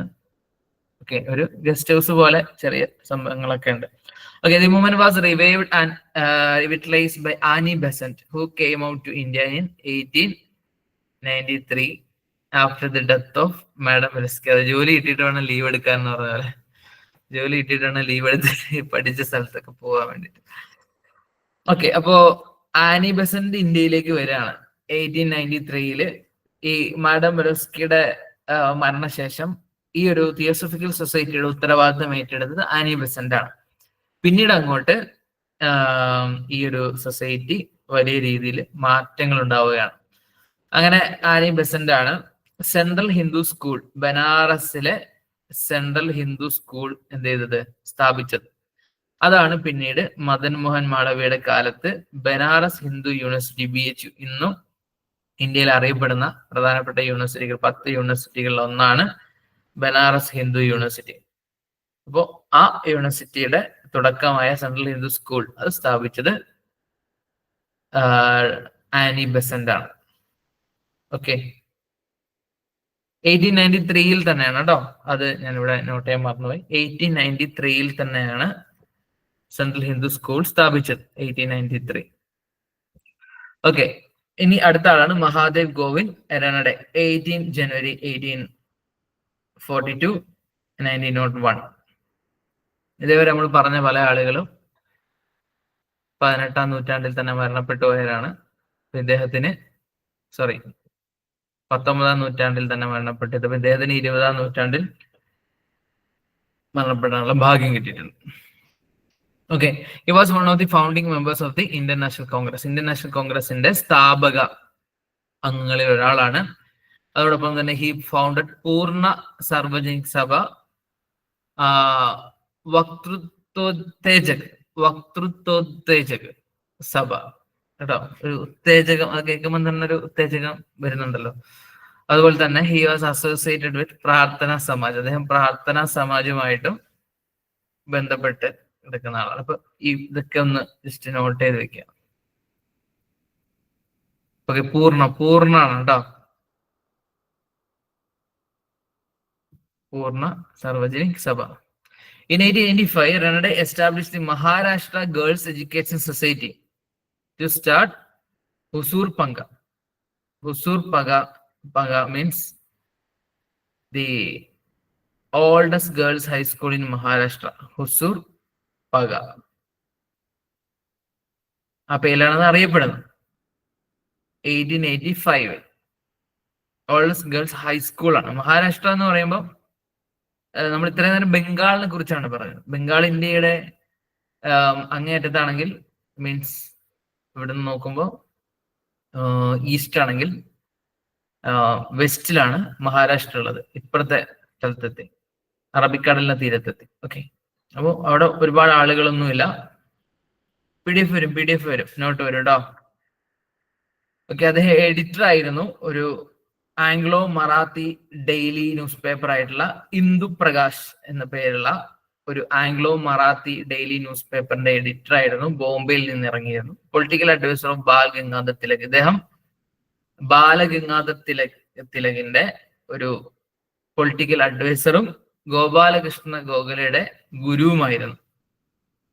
ഗോപാലകൃഷ്ണ ഗോഖലെയുടെ ഗുരുവും ബാലഗംഗാധർ തിലകിന്റെ പൊളിറ്റിക്കൽ അഡ്വൈസറുമായിരുന്നു മഹാദേവ് ഗോവിന്ദ് എരണ്ടെ. ഇനി ജ്യോതിറാവു ഗോവിന്ദറാവു ഫുലെ, അദ്ദേഹം അറിയപ്പെട്ടിരുന്നത് മഹാത്മാ ജ്യോതിബ ഫുലെ എന്നാണ്. Is a women's education pioneer. അദ്ദേഹം സ്ത്രീകളുടെ വിദ്യാഭ്യാസത്തിന് വേണ്ടി, അതിന്റെ പുരോഗതിക്ക് വേണ്ടി പരിശ്രമിച്ച പ്രധാനപ്പെട്ട വ്യക്തിയാണ്. അദ്ദേഹം ജനിച്ചത് 1827 മഹാരാഷ്ട്രയിലാണ്. അദ്ദേഹത്തിന്റെ പ്രാഥമിക വിദ്യാഭ്യാസം അതിലേക്ക് ഞാൻ കടക്കുന്നില്ല. അദ്ദേഹത്തിന്റെ ഭാര്യ പേര് സാവിത്രിബായി ആണ്. അവർ രണ്ടുപേരും ചേർന്നാണ് ധാരാളം നവോത്ഥാന പ്രവർത്തനങ്ങൾ നടത്തിയത്, പ്രത്യേകിച്ചും പെൺകുട്ടികളുടെ വിദ്യാഭ്യാസത്തിന് വേണ്ടി. അപ്പോൾ സാവിത്രിബായി ആണ് ഇന്ത്യയിലെ തന്നെ ഒരു ആദ്യത്തെ ഫീമെയിൽ ടീച്ചർ എന്ന് പറയപ്പെടുന്നത്. അത് ഒരു ഒഫീഷ്യൽ ആയിട്ടുള്ള ഒരു കാര്യമല്ല. ഒരുപാട് ആളുകൾ അതിൽ വന്നിട്ടുണ്ട് പല കാലഘട്ടങ്ങളിലായി. പക്ഷെ ഒരു ഫസ്റ്റ് ഫീമെയിൽ ടീച്ചർ എന്നൊക്കെ പറയാൻ മാത്രം ക്വാളിറ്റി ഉള്ള, അത്രമാത്രം കാര്യങ്ങൾ ചെയ്തിട്ടുള്ള ഒരു വ്യക്തിത്വമാണ് Savitribai. He created the first school for girls in India in August 1848, followed by schools for children from the Mahar and Mang Dalit group. അത് ദളിത് വിഭാഗങ്ങളിൽപ്പെട്ട കുട്ടികൾക്ക് വേണ്ടിയിട്ടൊക്കെ ഒരുപാട് സ്കൂളുകൾ സ്ഥാപിച്ചു. 1873, Phule and his colleagues established Satyashodak Samaj to fight for equal rights for the poor and lower caste. ഇതൊന്ന് ശ്രദ്ധിക്കുക, സത്യശോധക് സമാജ്. അതാണ് ജ്യോതിറാവു അല്ലെങ്കിൽ ജ്യോതിബ ഫൂലെയുടെ പേരിൽ അറിയപ്പെടുന്ന പ്രധാനപ്പെട്ട ഒരു സംഘം എന്നുള്ളത് 1873 1873. ഓക്കെ, അടുത്ത ആള് പണ്ഡിത രാമഭായി സരസ്വതി. പണ്ഡിത രാമഭായി എന്നാണ് പറയാറ്. ആരുടെ പേരാണ് ചോദിച്ചത്? നേരത്തെ പറഞ്ഞാണെങ്കിൽ ജ്യോതിബ ഫുലെ, ഇപ്പൊ പറഞ്ഞാണെങ്കിൽ പണ്ഡിത രാമഭായി.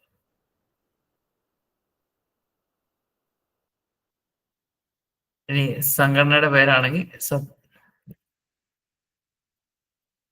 ആണ് ചോദിച്ചത്, Satyashodhak Samaj. Okay, Satyashodhak Samaj.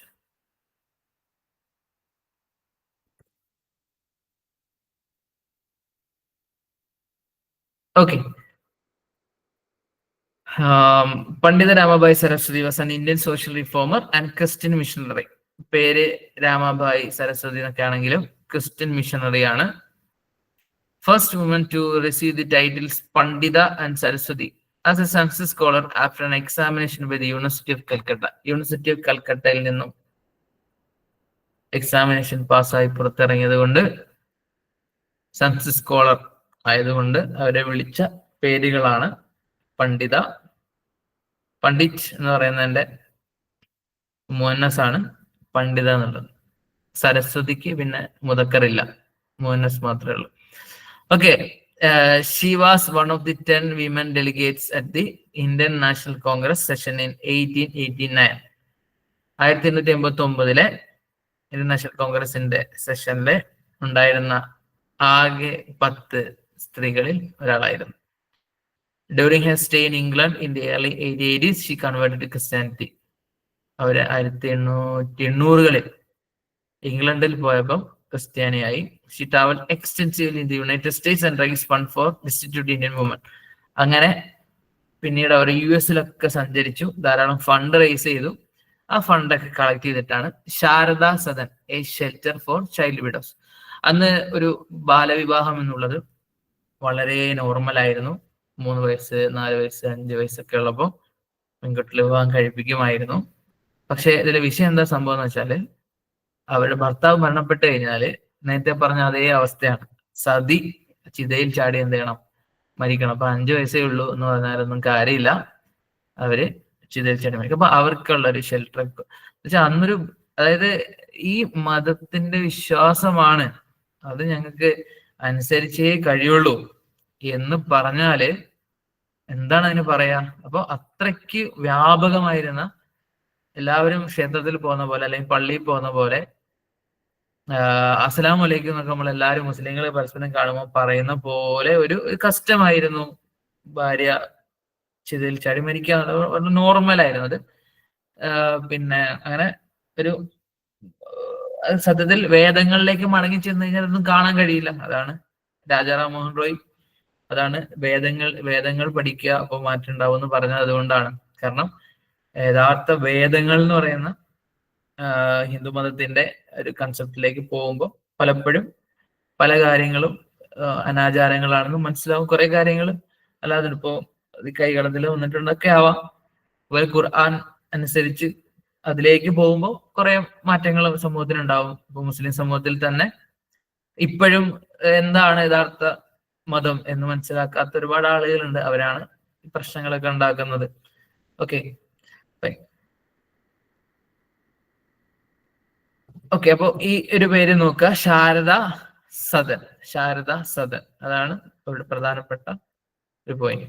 In the late 1890s, she founded Mukti Mission at Kedgan village, about 40 miles east of Pune. പൂനെക്കടുത്തുള്ള കെഡ്ഗാൻ വില്ലേജിൽ അവര് മറ്റൊരു സ്ഥാപനം തുടങ്ങി, മുക്തി മിഷൻ. മുക്തി mission was A Christian charity that later became known as പണ്ഡിത രാമാഭായി മുക്തി മിഷൻ. ഓക്കെ, മുക്തി മിഷന് നോക്കുക. ഓക്കെ, ഇനി ഒരു മുസ്ലിം റിനൈസൻസുമായി ബന്ധപ്പെട്ട് വരാണ്. The Wahabi movement in India was initially directed against which group? ആദ്യകാലം ഇന്ത്യയിലെ മുസ്ലിം റിനൈസൻസിന്റെ ഫസ്റ്റ് ഒരു ഫോമാണ് വഹാബി പ്രസ്ഥാനം എന്ന പേരിൽ പറയപ്പെടുന്നത്.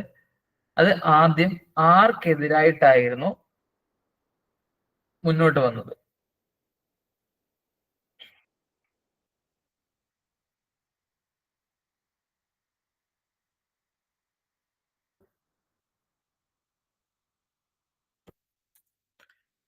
ഓക്കെ, അത് മുന്നോട്ട് വന്നത് പഞ്ചാബിലെ സിഖുകാർ, സിഖ്സ് ഇൻ പഞ്ചാബ്. അത് പിന്നീട് ബ്രിട്ടീഷ് വിരുദ്ധമായ രീതിയിലേക്ക് വരികയാണ്. അന്ന് Sikh. Okay, the Muslim revivalist Titumir was a disciple of which leader? ആരുടെ ശിഷ്യനായിരുന്നു മുസ്ലിം നവോത്ഥാന നേതാവായിരുന്ന ടിറ്റുമീർ?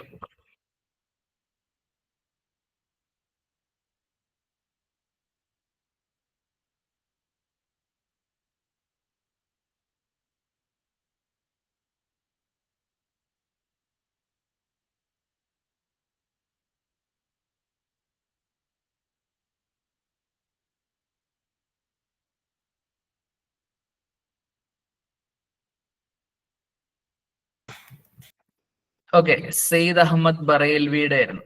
സെയ്ദ് അഹമ്മദ് ഷഹീദ് എന്നും അറിയപ്പെടുന്നു. കുറിച്ച് നമ്മൾ പറയാം. Which rebellion was linked with Titumir's movement? ടിറ്റുമീറിന്റെ നവോത്ഥാന പ്രസ്ഥാനവുമായി ബന്ധപ്പെട്ട് കിടക്കുന്ന ഒരു റിബല്യൻ ഏതാണ്?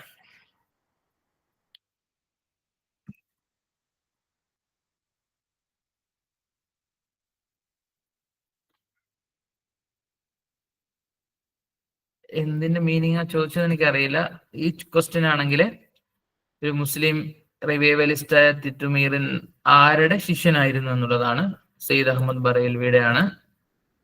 ടിറ്റുമീറുമായി ബന്ധപ്പെട്ടുകൊണ്ടുള്ള റിബല്യൻ എന്ന് പറഞ്ഞാൽ കലാപം, അതിനെയാണ് റിബല്യൻ എന്ന് പറയാം.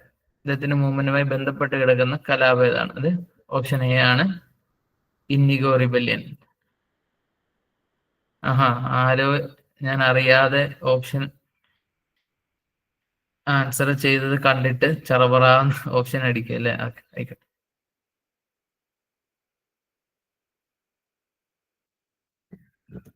ഓക്കെ, ഇൻഡിഗോ റിബല്യൻ 1831 വളരെ പ്രധാനപ്പെട്ട റിബല്യൻ ആണ്. എന്താണ് ഇൻഡിഗോയ്ക്ക് മലയാളത്തിൽ എന്താ പറഞ്ഞിരുന്നത്?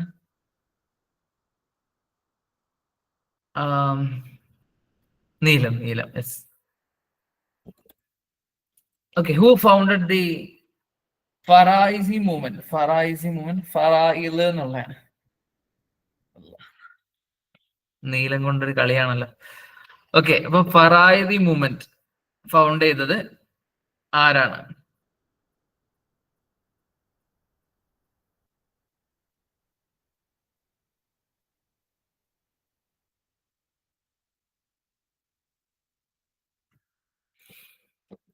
ഓക്കെ, ഹാജി ശരിയത്തുള്ള ആണ് കേട്ടോ. ഹാജി ശരിയത്തുള്ള.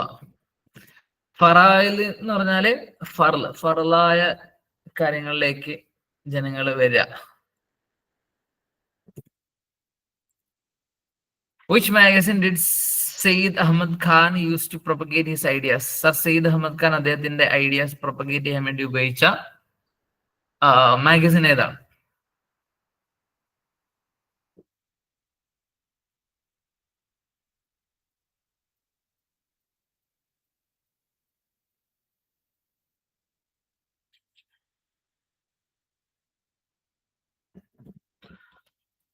ഓക്കെ, ആൻസർ ബി ആണ്, തഹദീബുൽ അഖ്ലാഖ്. തഹദീബുൽ അഖ്ലാഖ്. ഓക്കെ, ഇത് ജസ്റ്റ് ഒന്ന് വായിച്ചു നോക്കണം. ഈ ടൈപ്പ് ക്വസ്റ്റ്യൻസ് ഒക്കെ വരാറുണ്ട്. സർ സയ്യിദ് അഹമ്മദ് ഖാനെ കുറിച്ച് 2 സ്റ്റേറ്റ്മെന്റ് ആണ് ഇവിടെ പറഞ്ഞിട്ടുള്ളത്. അദ്ദേഹം ഗാസിപൂരിൽ എന്ത് ചെയ്തു? ഒരു മദ്രസ സ്ഥാപിച്ചു. He elected Rajdev Narayan Singh as patron of the school. Rajdev Narayan സിംഗിനെ സ്കൂളിന്റെ ഒരു പാർട്ടൺ ആക്കി മാറ്റി. The first managing committee of Mohammedan Anglo Oriental College do not comprise any Hindu person. Mohammedan Anglo Oriental College അതിന്റെ മാനേജിംഗ് കമ്മിറ്റിയിൽ ഹിന്ദുക്കൾ ഉണ്ടായിരുന്നില്ല. ഏതാണ് കറക്റ്റ്?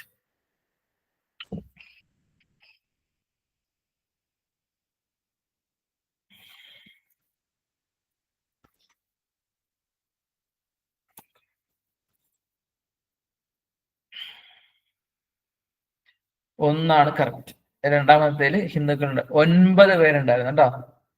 അതിന്റെ മാനേജ്മെന്റ് കമ്മിറ്റിയിൽ 9 ഹിന്ദുക്കൾ ഉണ്ടായിരുന്നു. അതിനെ കുറിച്ച് നമ്മൾ പറയില്ല. Okay. Who among the following is known as the father of Muslim Renaissance in Bengal? ബംഗാളിലെ മുസ്ലിം നവോത്ഥാനത്തിന്റെ പിതാവ് എന്നറിയപ്പെടുന്നത് ആരാണ്? കേരളത്തിലെ ആരാണ്?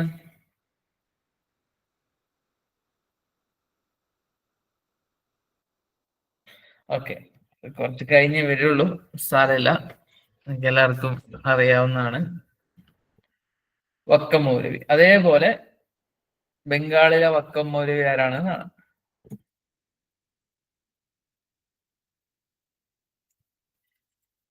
ഓക്കെ, ഓപ്ഷൻ സി ആണ്, നവാബ് അബ്ദുൽ ലത്തീഫ് ഖാൻ.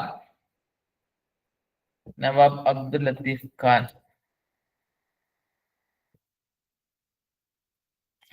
ഓക്കെ, നോക്കാം. Muslim reform movements. എല്ലാവരും റമദാൻ മാസമൊക്കെ ആയിട്ട് എക്സാമിന് കട്ട് ഓഫ് ഒക്കെ ഒരു കാലഘട്ടത്തിനനുസരിച്ച് മാറിക്കൊണ്ടേയിരിക്കും.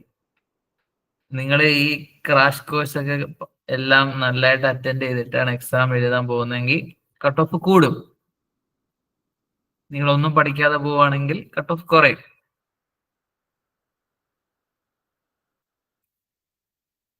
ഓക്കെ, നോക്കാം. ആ മൂടങ്ങ് പോയി. അല്ലോ.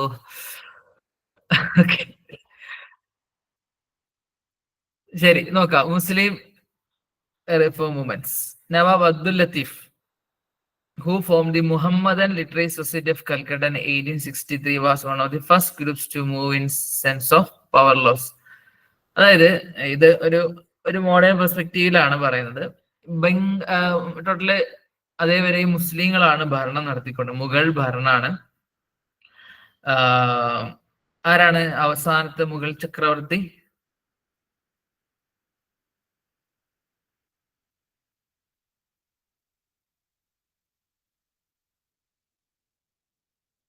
ബഹദൂർ ഷാ അല്ല, ബഹദൂർ ഷാ സഫർ രണ്ടാമൻ കേട്ടോ, സെക്കൻഡ് ആണ്. അപ്പോ അദ്ദേഹം 1847 ഒന്നാം സ്വാതന്ത്ര്യ സമരത്തോടു കൂടി പുറത്താവുകയാണ് ചെയ്യുന്നത്. അപ്പോ ഒരു മുസ്ലിം നേതൃത്വം അല്ല.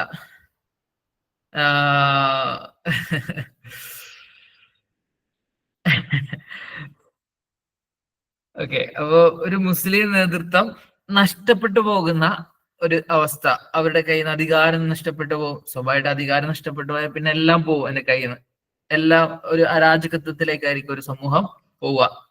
അധികാരമാണ് ഏറ്റവും ബേസ്, പ്രത്യേകിച്ചും ഈ ഒരു ആധുനിക കാലഘട്ടത്തില്. സമ്പത്ത് രണ്ടാമതേ നിൽക്കുള്ളൂ, ആദ്യ അധികാരമാണ്.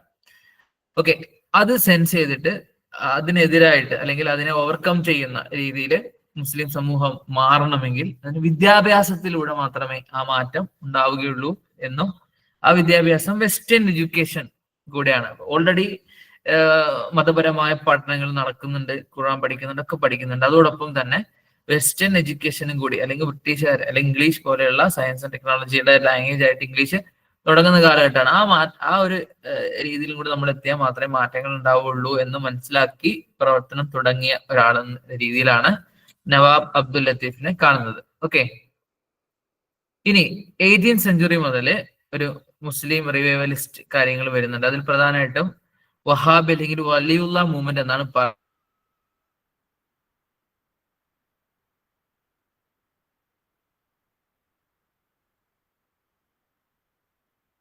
പറയാതെ ഷാ വലിയുള്ള ഒരു അറബി അദ്ദേഹം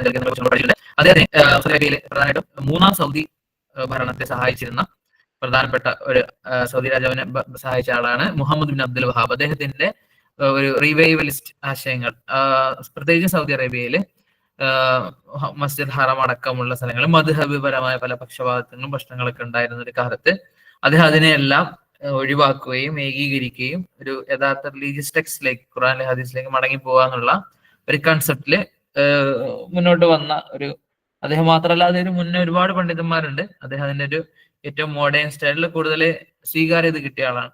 അതിന്റെ സ്വാധീനം ഷാ വലിയുള്ള ദഹ്ലവിയിൽ ഉണ്ടാവുന്നു. അങ്ങനെ ഒരു ഒരു എന്താ പറയാ, ഇന്ത്യൻ മുസ്ലിങ്ങൾ ഒക്കെ സംഭവിക്കാൻ പോകുന്ന കാര്യങ്ങളെ കുറിച്ച് ഷാ വലിയുള്ള ദൗലത്ത് ഹുജ്ജത്തുല്ലാഹിൽ ബാലിയയിൽ വരെ പറയുന്നുണ്ട്. ഇങ്ങനെ പോയി കഴിഞ്ഞാൽ എന്താകും മുസ്ലിം സമൂഹത്തിന്റെ അവസ്ഥ, അപ്പൊ അതിനെ ഓവർകം ചെയ്യാൻ എന്തൊക്കെ ചെയ്യണം.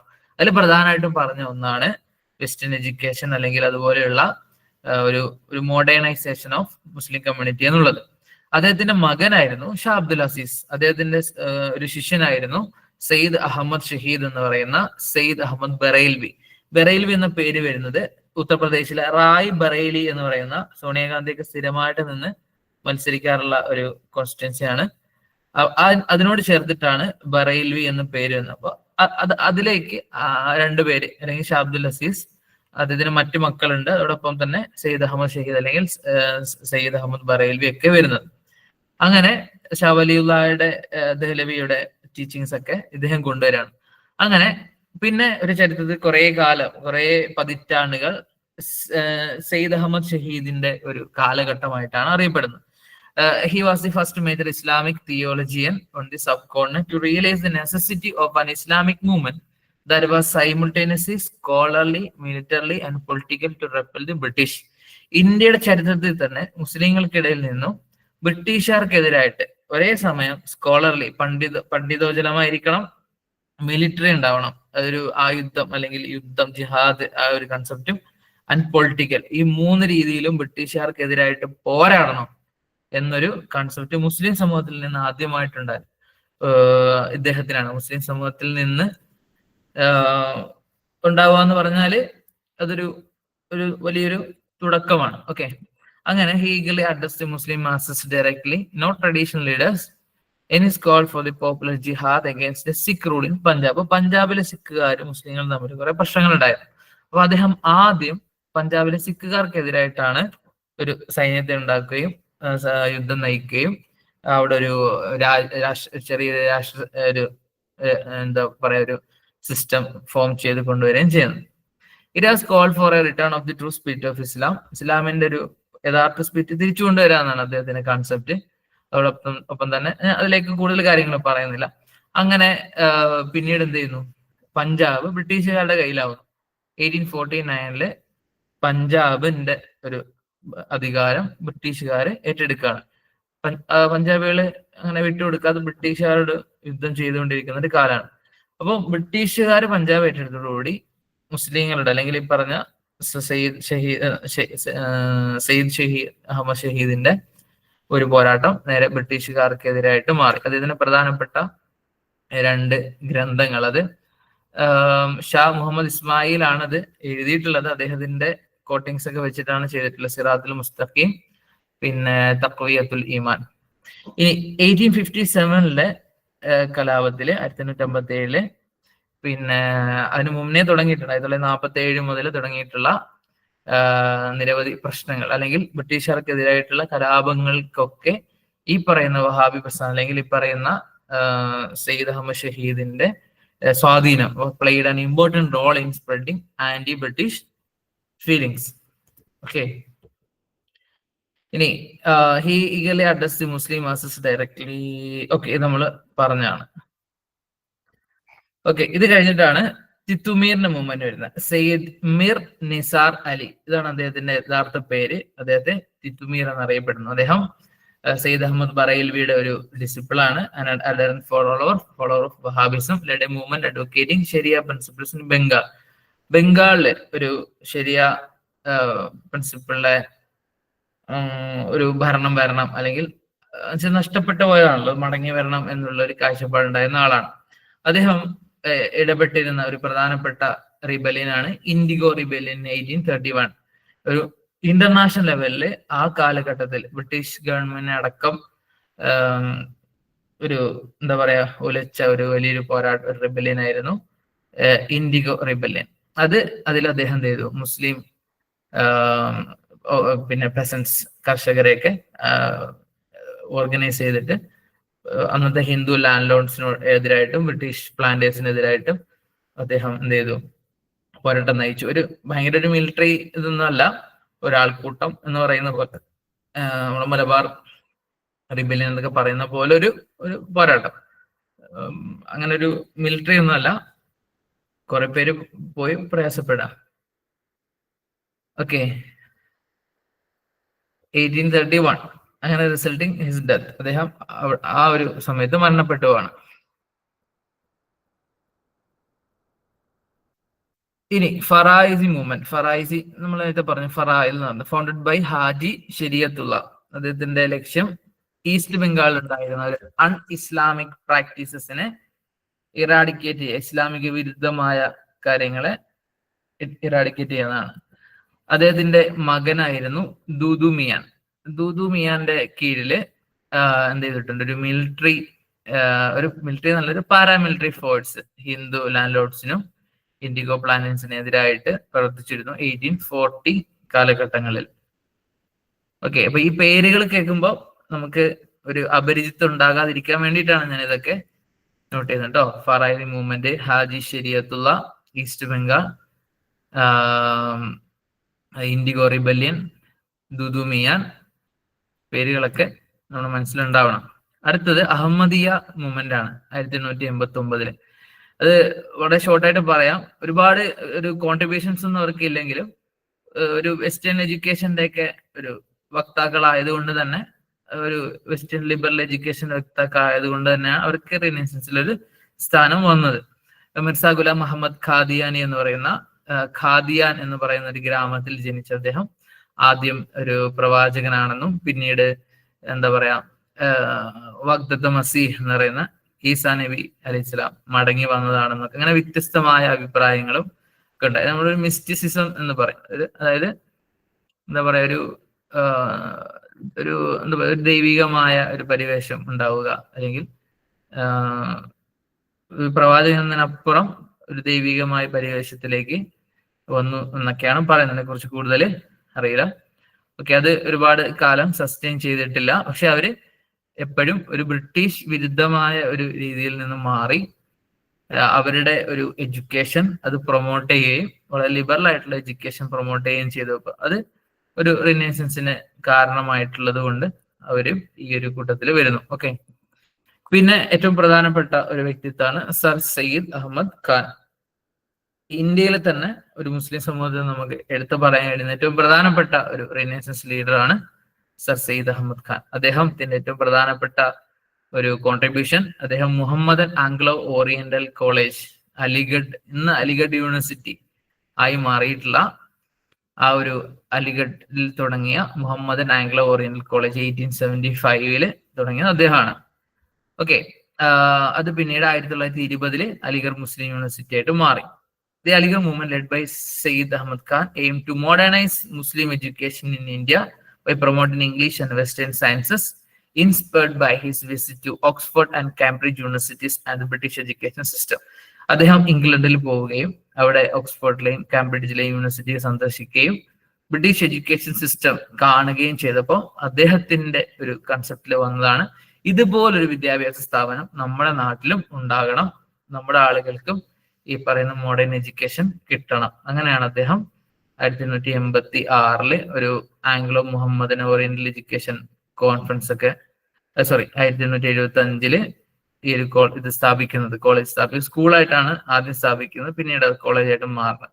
അതിന് കീഴില് ആംഗ്ലോ ഓറിയന്റൽ എഡ്യൂക്കേഷൻ കോൺഫറൻസ് 1886 നടന്നിട്ടുണ്ട്. ഓക്കെ, ഇനി മറ്റൊന്നാണ് ദിയോബന്ദ് സ്കൂൾ. ദിയോബന്ദ് സ്കൂൾ എന്ന് പറഞ്ഞാല് അന്നത്തെ ഒരു ഉലമ, ഒരു ഈ സർ സയ്യിദ് അഹമ്മദ് ഒരു എന്താ പറയാ ഒരു പുരോഗമനവാദിയായിരുന്നു. അദ്ദേഹത്തിന് ഓപ്പോസിറ്റ് ആയിട്ടുള്ള അന്നത്തെ ഒരു മുസ്ലിം ഭൂരിപക്ഷ കമ്മ്യൂണിറ്റി, അപ്പൊ അവരുടെ ഒരു കൂട്ടായ്മയായിരുന്നു Deoband school. Founded at Darul Uloom in Saharanpur, it was organized by Orthodox Muslim ulama with aims to propagate pure Quranic teachings and sustain the spirit of jihad by Muhammad Qasim Nanatwi and Rashid Ahmad Gangohi. അപ്പൊ ഈ രണ്ട് പേരുകൾ Muhammad Qasim Nanautavi and Rashid Ahmad Gangohi, ഇവരുടെയൊക്കെ ഒരു എന്താണ് പ്രിൻസിപ്പിൾസിനനുസരിച്ചാണ് ഈ school തുടങ്ങിയത്.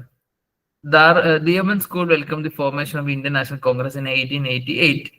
1888 ഇന്ത്യൻ നാഷണൽ കോൺഗ്രസിന്റെ ഫോർമേഷനെ ഇവർ സപ്പോർട്ട് ചെയ്തു. എന്തുകൊണ്ടാണ് അങ്ങനെ പറയാൻ കാരണം എന്ന് വെച്ചാല് sir Syed Ahmad Khan Indian national കോൺഗ്രസിന്റെ ഫോർമേഷനെ സപ്പോർട്ട് ചെയ്തിരുന്നില്ല.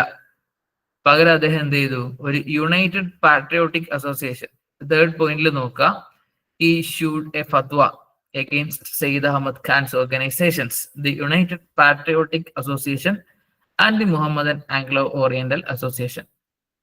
ഈ രണ്ടിനെതിരായിട്ടും ഫത്വ കൊടുത്തു. വെച്ചാൽ അത് ഒരു മുസ്ലിങ്ങൾ ഒരിക്കലും അതിനെ സഹകരിക്കാൻ പാടില്ല, അല്ലെങ്കിൽ ഇസ്ലാമിക വിരുദ്ധമാണെന്നുള്ള ഒരു ടൈപ്പിലാണ് ഫത്വ വന്നത്. സ്വാഭാവികമായിട്ടും കേരളത്തിലാകട്ടെ ഇന്ത്യയിലെ മറ്റു ഭാഗങ്ങളിലാകട്ടെ ഈ പറയുന്ന ഓർത്തഡോക്സ് മുസ്ലിം ഉലമ എപ്പോഴും ഈ ഒരു മോഡേണൈസേഷന് എതിരായിട്ട് നിന്ന ചരിത്രമാണ് ഉള്ളത്. പക്ഷെ പിന്നീട് അവർ അത് മാറുകയും ഇന്ന് ഈ പറയുന്ന മോഡേൺ എഡ്യൂക്കേഷന്റെ ഏറ്റവും പ്രധാനപ്പെട്ട ഒരു വക്താക്കളായിട്ട് അവര് മാറുകയും ചെയ്തൊരു ചരിത്രമാണ് ഉള്ളത്. ഓക്കെ, അപ്പൊ ഈ യുണൈറ്റഡ് പാട്രിയോട്ടിക് അസോസിയേഷൻ എന്ന് പറയുന്നത് ഇദ്ദേഹത്തിന്റെ ഒരു പൊളിറ്റിക്കൽ വിങ് ആയിരുന്നു.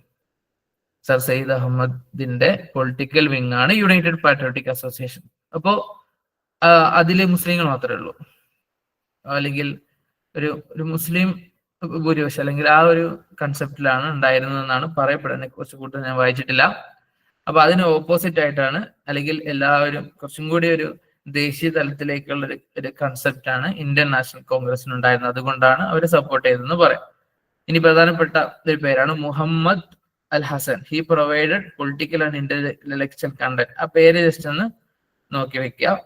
അതുപോലെ തന്നെ അദ്ദേഹത്തിന്റെ കീഴിൽ ജംഇയ്യത്തുൽ ഉലമ ഉണ്ടാവുന്നു, അതിനൊരു സ്ട്രക്ചർ ഒക്കെ ഉണ്ടാവുന്നു. ഇപ്പൊ മൊത്തത്തിൽ ഒരു മുസ്ലിങ്ങൾക്ക് ഒരു കൂട്ടായ്മയ്ക്ക് രൂപപ്പെട്ടു വരുന്നു എന്നാണ് പറയുന്നത്. അതിൽപ്പെട്ട പ്രധാനപ്പെട്ട ഒരു പണ്ഡിതനാണ് ഷിബിലി നുമാനി. ഷിബിലി നുമാനെ കുറിച്ച് നമുക്കറിയാം, നമ്മൾ ഒരുപാട് അറബിക്കിൽ പഠിച്ചിട്ടുള്ള ആളാണ്.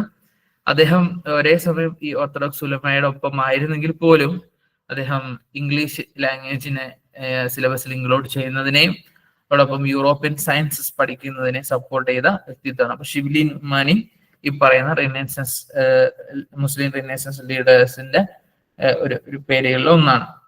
അദ്ദേഹമാണ് നദുത്തുൽ ഉലമ ആൻഡ് ദാറുൽ ഉലൂം ഇൻ ലക്നോ. രണ്ട് സ്ഥാപനങ്ങളാണ്. നദുത്തുൽ ഉലമ വേറെയാണ്, ദാറുൽ ഉലൂം വേറെയാണ്. ഓക്കെ, ഇത് രണ്ട് ലക്നൌവിലാണ്. അത് സ്ഥാപിച്ചത്. He believed in the idealism of the Congress.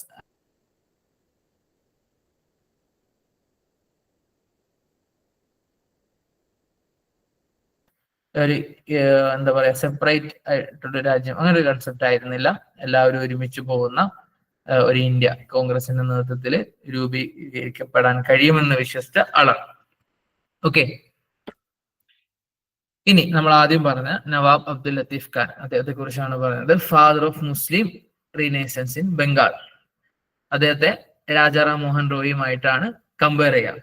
Hindu സമൂഹത്തിലെ രാജാറാം മോഹൻ റോയ് എങ്ങനെയാണോ ഒരു റിഫോമറായിട്ട് മുന്നിൽ നിന്നത്, അതുപോലെ മുസ്ലിം കമ്മ്യൂണിറ്റിയിലെ ഒരു റിഫോമറായിട്ട് മുന്നിൽ നിന്ന ആളാണ് Nawab Abdul Latheef Khan. persuaded the Muslim community to embrace English education and participate in politics. English വിദ്യാഭ്യാസം നേടാനും പൊളിറ്റിക്സിൽ പാർട്ടിസിപ്പേറ്റ് ചെയ്യാൻ അദ്ദേഹം മുസ്ലിം സമൂഹത്തെ പ്രേരിപ്പിച്ചു.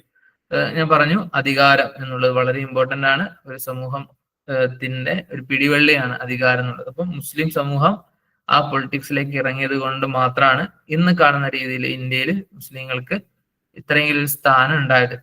ഇപ്പം മുസ്ലിങ്ങൾ പ്രയാസം അനുഭവിച്ചുകൊണ്ടിരിക്കാനുള്ള കാരണം ഈ പറയുന്ന പൊളിറ്റിക്സിൽ നിന്നും മുസ്ലിങ്ങൾ പിന്നോട്ട് പോകുന്നു എന്നുള്ള, നല്ല പൊളിറ്റീഷ്യന്മാരുണ്ടാകുന്നില്ല എന്നതുകൊണ്ടാണ്. പൊളിറ്റീഷ്യന്മാര് എന്ന് പറയുന്ന ഒരു പ്യുവർ കൺസെപ്റ്റിൽ ഉണ്ടായില്ലെങ്കിലും ആ ഒരു പൊളിറ്റിക്സിനെ ഇഷ്ടപ്പെടുന്ന അല്ലെങ്കിൽ അതുമായി ഡിസ്കസ് ചെയ്യുന്ന ഇൻട്രസ്റ്റ് ഉള്ള ആളുകൾ ഉണ്ടാവുക എന്നുള്ളത് വളരെ അനിവാര്യമായ കാര്യമാണ്. അതാണ് അദ്ദേഹം കൊണ്ടുവന്നത്.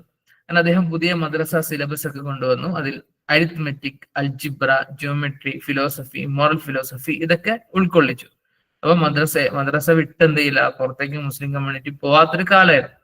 അങ്ങനെയാണെങ്കിൽ മദ്രസ സിലബസിൽ തന്നെ എന്ത് കൊണ്ടുവരാ, കണക്കും അൽജിബ്ര, ജിയോമെട്രി ഒക്കെ കൊണ്ടുവരാ എന്നുള്ളൊരു കൺസെപ്റ്റില് ഒരുപാട് സിലബസ് പരിഷ്കരിക്കാൻ വേണ്ടി അദ്ദേഹം പരിശ്രമിച്ചിട്ടുണ്ട്. Witnessed and opposed economic exploitation of peasants by European indigo planters and merchants. നമ്മൾ ബംഗാളിലെ വളരെ പ്രധാനപ്പെട്ട ഒരു വിഷയമായിരുന്നു ഈ ഇൻഡിഗോ മായി ബന്ധപ്പെട്ടുകൊണ്ടുള്ള അതിന്റെ കൃഷിയും അതിന്റെ, അത് ജസ്റ്റ് കൃഷി എന്ന് മാത്രമല്ല, ഞാൻ അത് പലതവണ ആവർത്തിച്ചത് കൊണ്ടും സൂചിപ്പിക്കുകയാണ് കേട്ടോ. അത് ഒരു ചൂഷണ മാർഗം ആയിട്ട് കാണുകയും അങ്ങനെ ഒരുപാട് പേർക്ക് പ്രയാസങ്ങൾ ഉണ്ടാവുകയും ഒക്കെ ചെയ്ത ഒരു അവസ്ഥ ഉണ്ടായപ്പോഴാണ് ഒരു വലിയൊരു സമരമായിട്ട് അല്ലെങ്കിൽ റെബല്യനായിട്ട് മാറിയത്. Okay, encourage farmers to unite and inform the government about their grievances. അങ്ങനെ അദ്ദേഹം കർഷകരെ പ്രോത്സാഹിപ്പിക്കുകയും അവരുടെ പരാതികൾ ഗവൺമെന്റിന് എത്തിക്കാൻ ശ്രമിക്കുകയും ചെയ്തു. അങ്ങനെ അദ്ദേഹം ഇൻഡിഗോ റിവോൾട്ട് ആൻഡ് ഇനിഷ്യേറ്റീവ് എടുക്കുകയും അങ്ങനെ പിന്നീട് എന്ത് ചെയ്തു, ബ്രിട്ടീഷ് സർക്കാർ ഒരു ഇൻഡിഗോ കമ്മീഷൻ 1816 ഒരു ഇൻഡിഗോ കമ്മീഷൻ രൂപീകരിക്കുക പ്രശ്നങ്ങളെ കുറിച്ച് പഠിക്കാൻ വേണ്ടി. അതിന്റെയൊക്കെ പിന്നിൽ പ്രധാനപ്പെട്ട റോള് വഹിച്ചത് നവാബ് അബ്ദുൽ ലത്തീഫ് ഖാനാണ്. ഓക്കെ, ഇദ്ദേഹം ഫൗണ്ട് ചെയ്തൊരു സൊസൈറ്റി, മുഹമ്മദൻ ലിറ്റററി സൊസൈറ്റി. അദ്ദേഹം ഫൗണ്ട് ചെയ്ത സൊസൈറ്റിയുടെ പേരാണ് മുഹമ്മദൻ ലിറ്റററി സൊസൈറ്റി 1863. അദ്ദേഹം അറബി, ഇംഗ്ലീഷ്, പേർഷ്യൻ, ഉറുദു ഭാഷകൾ ഉപയോഗിച്ചു. പിന്നെ മുസ്ലിം യൂത്തിന് ഇംഗ്ലീഷ് മീഡിയം സ്കൂളുകളിലേക്ക് പ്രവേശിപ്പിക്കാൻ വേണ്ടി പരിശ്രമിച്ചിട്ടുണ്ട്. ഇംഗ്ലീഷ് ഭാഷ പഠിക്കാനും അതേപോലെ ക്വാളിറ്റി എഡ്യൂക്കേഷൻ കിട്ടുന്ന സമപ്രായക്കാരെ ഹിന്ദു മതവിശ്വാസികൾ അല്ലെങ്കിൽ ഹിന്ദുക്കൾക്കൊപ്പം എത്താൻ വേണ്ടിയിട്ടും അദ്ദേഹം പ്രേരിപ്പിച്ചു. അങ്ങനെ അദ്ദേഹം ഒരു ആനുവൽ ഗാദറിംഗ് നടത്തി. ഈ പറയുന്ന മുഹമ്മദൻ ലിറ്റററി സൊസൈറ്റിയുടെ ആനുവൽ ഗാദറിംഗ് 1865 കൊൽക്കത്ത ടൗൺ ഹാളിലാണ്. 2000-ഓളം ആളുകൾ അതിൽ പാർട്ടിസിപ്പേറ്റ് ചെയ്തു. അതിൽ ക്രിസ്ത്യൻസ്, ഹിന്ദുസ്, ജൂസ്, മുസ്ലിംസ് എല്ലാവരും ഉണ്ടായിരുന്നു. Okay, 1930 after which it was renamed the Muslim Institute of Calcutta. Muslim institute Calcutta എന്ന പേര് മാറ്റുന്നത് വരെ മുഹമ്മദൻ ലിറ്റററി സൊസൈറ്റി അവിടെ ഉണ്ടായിരുന്നു. ഓക്കെ, ഇനി മറ്റൊരു പേരാണ് Rokeya Sakhawat Hossain. Rokeya Sakhawat Hossain, commonly known as Begum Rukia, was a prominent Bengali feminist thinker, writer, educator and political activist from British India. She is widely regarded as a pioneer of women's liberation in South Asia. South ഏഷ്യയിലെ തന്നെ സ്ത്രീ മുന്നേറ്റത്തിന്റെ ഒരു പ്രധാനപ്പെട്ട leader ആയിട്ടാണ് ബീഗം റുക്കിയെ കാണുന്നത്. At Calcutta, she set up Shakawat Memorial. Rukia Shaukat, maybe. Girls school in a house at 13 on 16th March 1911 with 8 students. 1911 8 കുട്ടികളുമായിട്ട് അദ്ദേഹം എന്ത് ചെയ്തു? അവര് ഒരു സ്കൂൾ തുടങ്ങി. ആ സ്കൂൾ പിന്നീട് മിഡിൽ ഗേൾസ് സ്കൂളായിട്ട് 1970 അപ്ഗ്രേഡ് ചെയ്തു. പിന്നീട് ഹൈസ്കൂളായിട്ട് 1931 അപ്ഗ്രേഡ് ചെയ്തതൊക്കെ റുക്കിയ ബീഗം റുക്കിയയുടെ പരിശ്രമത്തിന്റെ ഫലമായിട്ടാണ്. അവർ ഒരുപാട് ഗ്രന്ഥങ്ങൾ എഴുതിയിട്ടുണ്ട്. അതില് മറ്റിച്ചൂർ, collection of essays in 2 volumes expressing her feminist thoughts, Sultana's Dream, a feminist science fiction novella set in Ladyland ruled by women, Padmarag means essence of the lotus, depicting the difficulties faced by Bengali wives, and Abaroda Bhasini, the confined women, a spirited attack on the extreme forms of parda that endanger women's lives and self-image. അപ്പൊ അവര് എഴുതിയിട്ടുള്ള ഗ്രന്ഥങ്ങളുടെ പേരാണ്. അതൊക്കെ ഒരു സ്ത്രീകളുമായി ബന്ധപ്പെട്ട വിഷയങ്ങൾ, ഒരു പരിവർത്തനവുമായി ബന്ധപ്പെട്ടാണ് ഉദ്ദേശിക്കുന്നത്. 1916 Begum Rokeya founded Anjumane Khawateene Islam, Islamic women's association to hold discussion on women education and progress. സ്ത്രീകൾ അവരുടെ വിദ്യാഭ്യാസം, അവരുടെ പുരോഗതി ഒക്കെ ചർച്ച ചെയ്യാൻ വേണ്ടിയിട്ട് അവരുണ്ടാക്കിയ ഒരു സംഘടനയുടെ പേരാണ് അഞ്ജുമനെ ഖവാത്തീനെ ഇസ്ലാം, 1960. ഓക്കെ, ഇനി മുസ്ലിം സമൂഹം കഴിഞ്ഞു. പിന്നെ പ്രധാനപ്പെട്ട ഒരു സമൂഹമാണ് പാഴ്സി. പാഴ്സിൽ ഒരുപാട് കാര്യങ്ങളൊന്നും പറയാനില്ല. അതില് ശ്രദ്ധിക്കേണ്ട ഒന്ന്, റഹ്നുമായി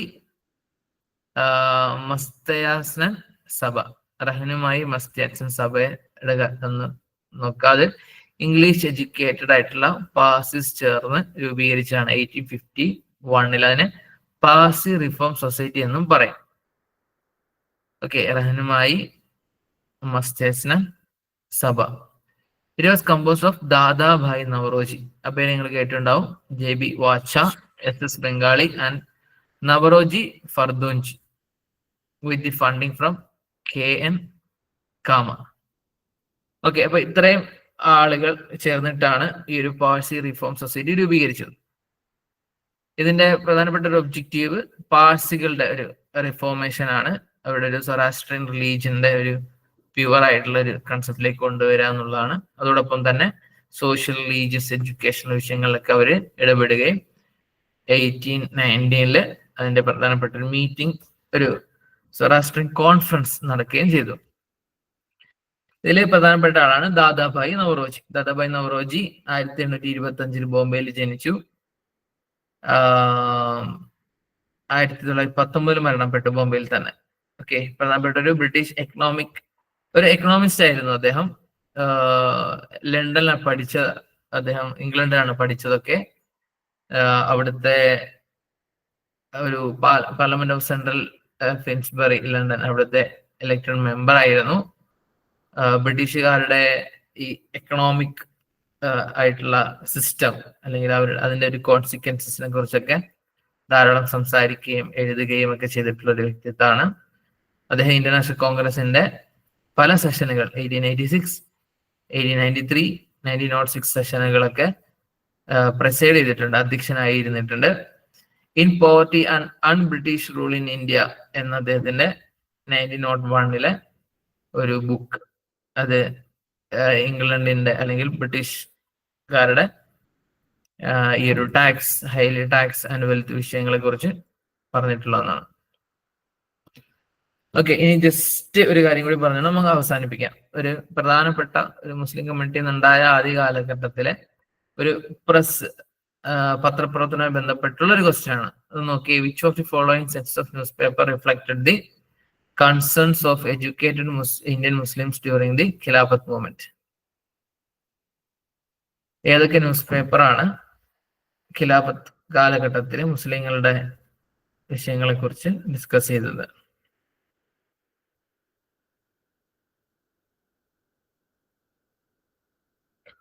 ഓക്കെ, ഈ ന്യൂസ് പേപ്പേഴ്സ് ഒക്കെയാണ് കംറേഡ്, ഹംദർദ്, ജമീന്ദാർ, ഹിലാൽ. കംറേഡ്, ഹംദർദ്, ജമീന്ദാർ, ഹിലാൽ, ഇതൊക്കെ ആരുടെയാണ് നോക്കുക? കംറേഡ് ഹംദർദ് അത് ഇംഗ്ലീഷ് വീക്കിലിയാണ്. English language newspaper that is published and edited by Muhammad Ali Jauhar. Maulana Muhammad Ali Jauhar നടത്തിയിരുന്ന 2 ഇംഗ്ലീഷ് പത്രങ്ങളാണ് കംബ്രൈഡ് ആൻഡ് ഹംദർദ്. 1911 to 1914 കൽക്കട്ടയിൽ നിന്ന് ലോഞ്ച് ചെയ്തത്. പിന്നെ ഡൽഹിയിലേക്ക് ഷിഫ്റ്റ് ചെയ്തു. പിന്നെ 1912 ഫസ്റ്റ് ഇഷ്യൂ ഡൽഹിയിൽ നിന്ന് പബ്ലിഷ് ചെയ്തു. 1913 അദ്ദേഹം എന്ത് ചെയ്തു? ഓക്കെ, കംബ്രേഡ് ആണ് ഇംഗ്ലീഷ് വീക്കിലി, ഹംദർദ് ഉറുദു വീക്കിലിയാണ്. 1913 മുസ്ലിം ആയിട്ടുള്ള ആളുകൾ, അവര് ഉറുദു ആണ് അവർക്ക് കൂടുതൽ അറിയാവുന്നത്, അപ്പൊ അവരെ ഉദ്ദേശിച്ചുകൊണ്ട് സ്റ്റാർട്ട് ചെയ്തതാണ് ഹംദർദ്. അപ്പൊ 1911 കൽക്കട്ടയിൽ നിന്ന്, 1912 ഡൽഹിയിൽ നിന്നും തുടങ്ങിയിട്ടുള്ള പത്രമാണ് കംബ്രേഡ്, ഇംഗ്ലീഷ് ആണ്. 1913 ഉറുദു ഹംദർദ്. ജമീന്ദാർ ഒരു ഉറുദു ന്യൂസ് പേപ്പർ ആണ്. മൗലാന സഫർ അലി ഖാൻ ആണ്. കംബ്രേഡ് സഖാവ് എന്നാണ്. കംബ്രേഡ്. മൗലാന സഫർ അലി ഖാൻ അദ്ദേഹമാണ് ജമീന്ദാർ എന്ന news paper, Urdu news paper. അതൊരു അദ്ദേഹം ഒരു പോയറ്റ് ആയിരുന്നു, intellectual writer, Muslim nationalist and support of all India Muslim league Pakistan movement. പിന്നീട് ഇത് പാകിസ്ഥാനിലേക്ക് ഷിഫ്റ്റ് ചെയ്യാണ് ഉണ്ടായത്. അദ്ദേഹം പാകിസ്ഥാനിലെ ബാബ എ സഹാഫത്താണ്, ഫാദർ ഓഫ് ജേർണലിസം എന്നാണ് അറിയപ്പെടുന്നത്, സഫർ അലി ഖാൻ. ഓക്കെ, അത് ആദ്യ കാലഘട്ടത്തില് ഒരു വിഭജനം ഉണ്ടാകുന്നതിന് മുമ്പ് റെനൈസൻസിന്റെ വേണ്ടി വാദിച്ചിരുന്ന പത്രങ്ങളിൽ ഒന്നാണ്. അത് അൽ ഹിലാൽ ആണ്. അതൊരു weekly Urdu language news paper ആണ്. മൗലാന അബുൽ കലാം ആസാദ് നടത്തിയിരുന്ന പത്രമാണ് അൽ ഹിലാൽ. അത് ഫസ്റ്റ് എഡിഷൻ 1912 കൽക്കട്ടയിൽ നിന്നാണ് ഉണ്ടായത്. ഒരു ബ്രിട്ടീഷ് ഭരണത്തിനെതിരെ ശക്തമായ ക്രിറ്റിസിസം ആണ് അതിനുണ്ടായത്. അങ്ങനെ ഒരു പ്രസ് ആക്ട് പ്രകാരം 1914 അത് ഷട്ട് ഡൗൺ ചെയ്യാണ് ചെയ്തത്, അൽ ഹിലാൽ. ഓക്കെ, അപ്പൊ ഇത്രയും കാര്യങ്ങളാണ് പ്രധാനമായിട്ടും മുസ്ലിം റിനൈസൻസിൽ നമ്മൾ പറഞ്ഞത്. കുറെ കാര്യങ്ങൾ പറഞ്ഞു. നമ്മൾ ക്രാഷ് കോഴ്സ് ആയതുകൊണ്ട് തന്നെ കുറച്ച് കൂടുതൽ സമയം എടുത്തു. നമ്മൾ 1 മണിക്കൂർ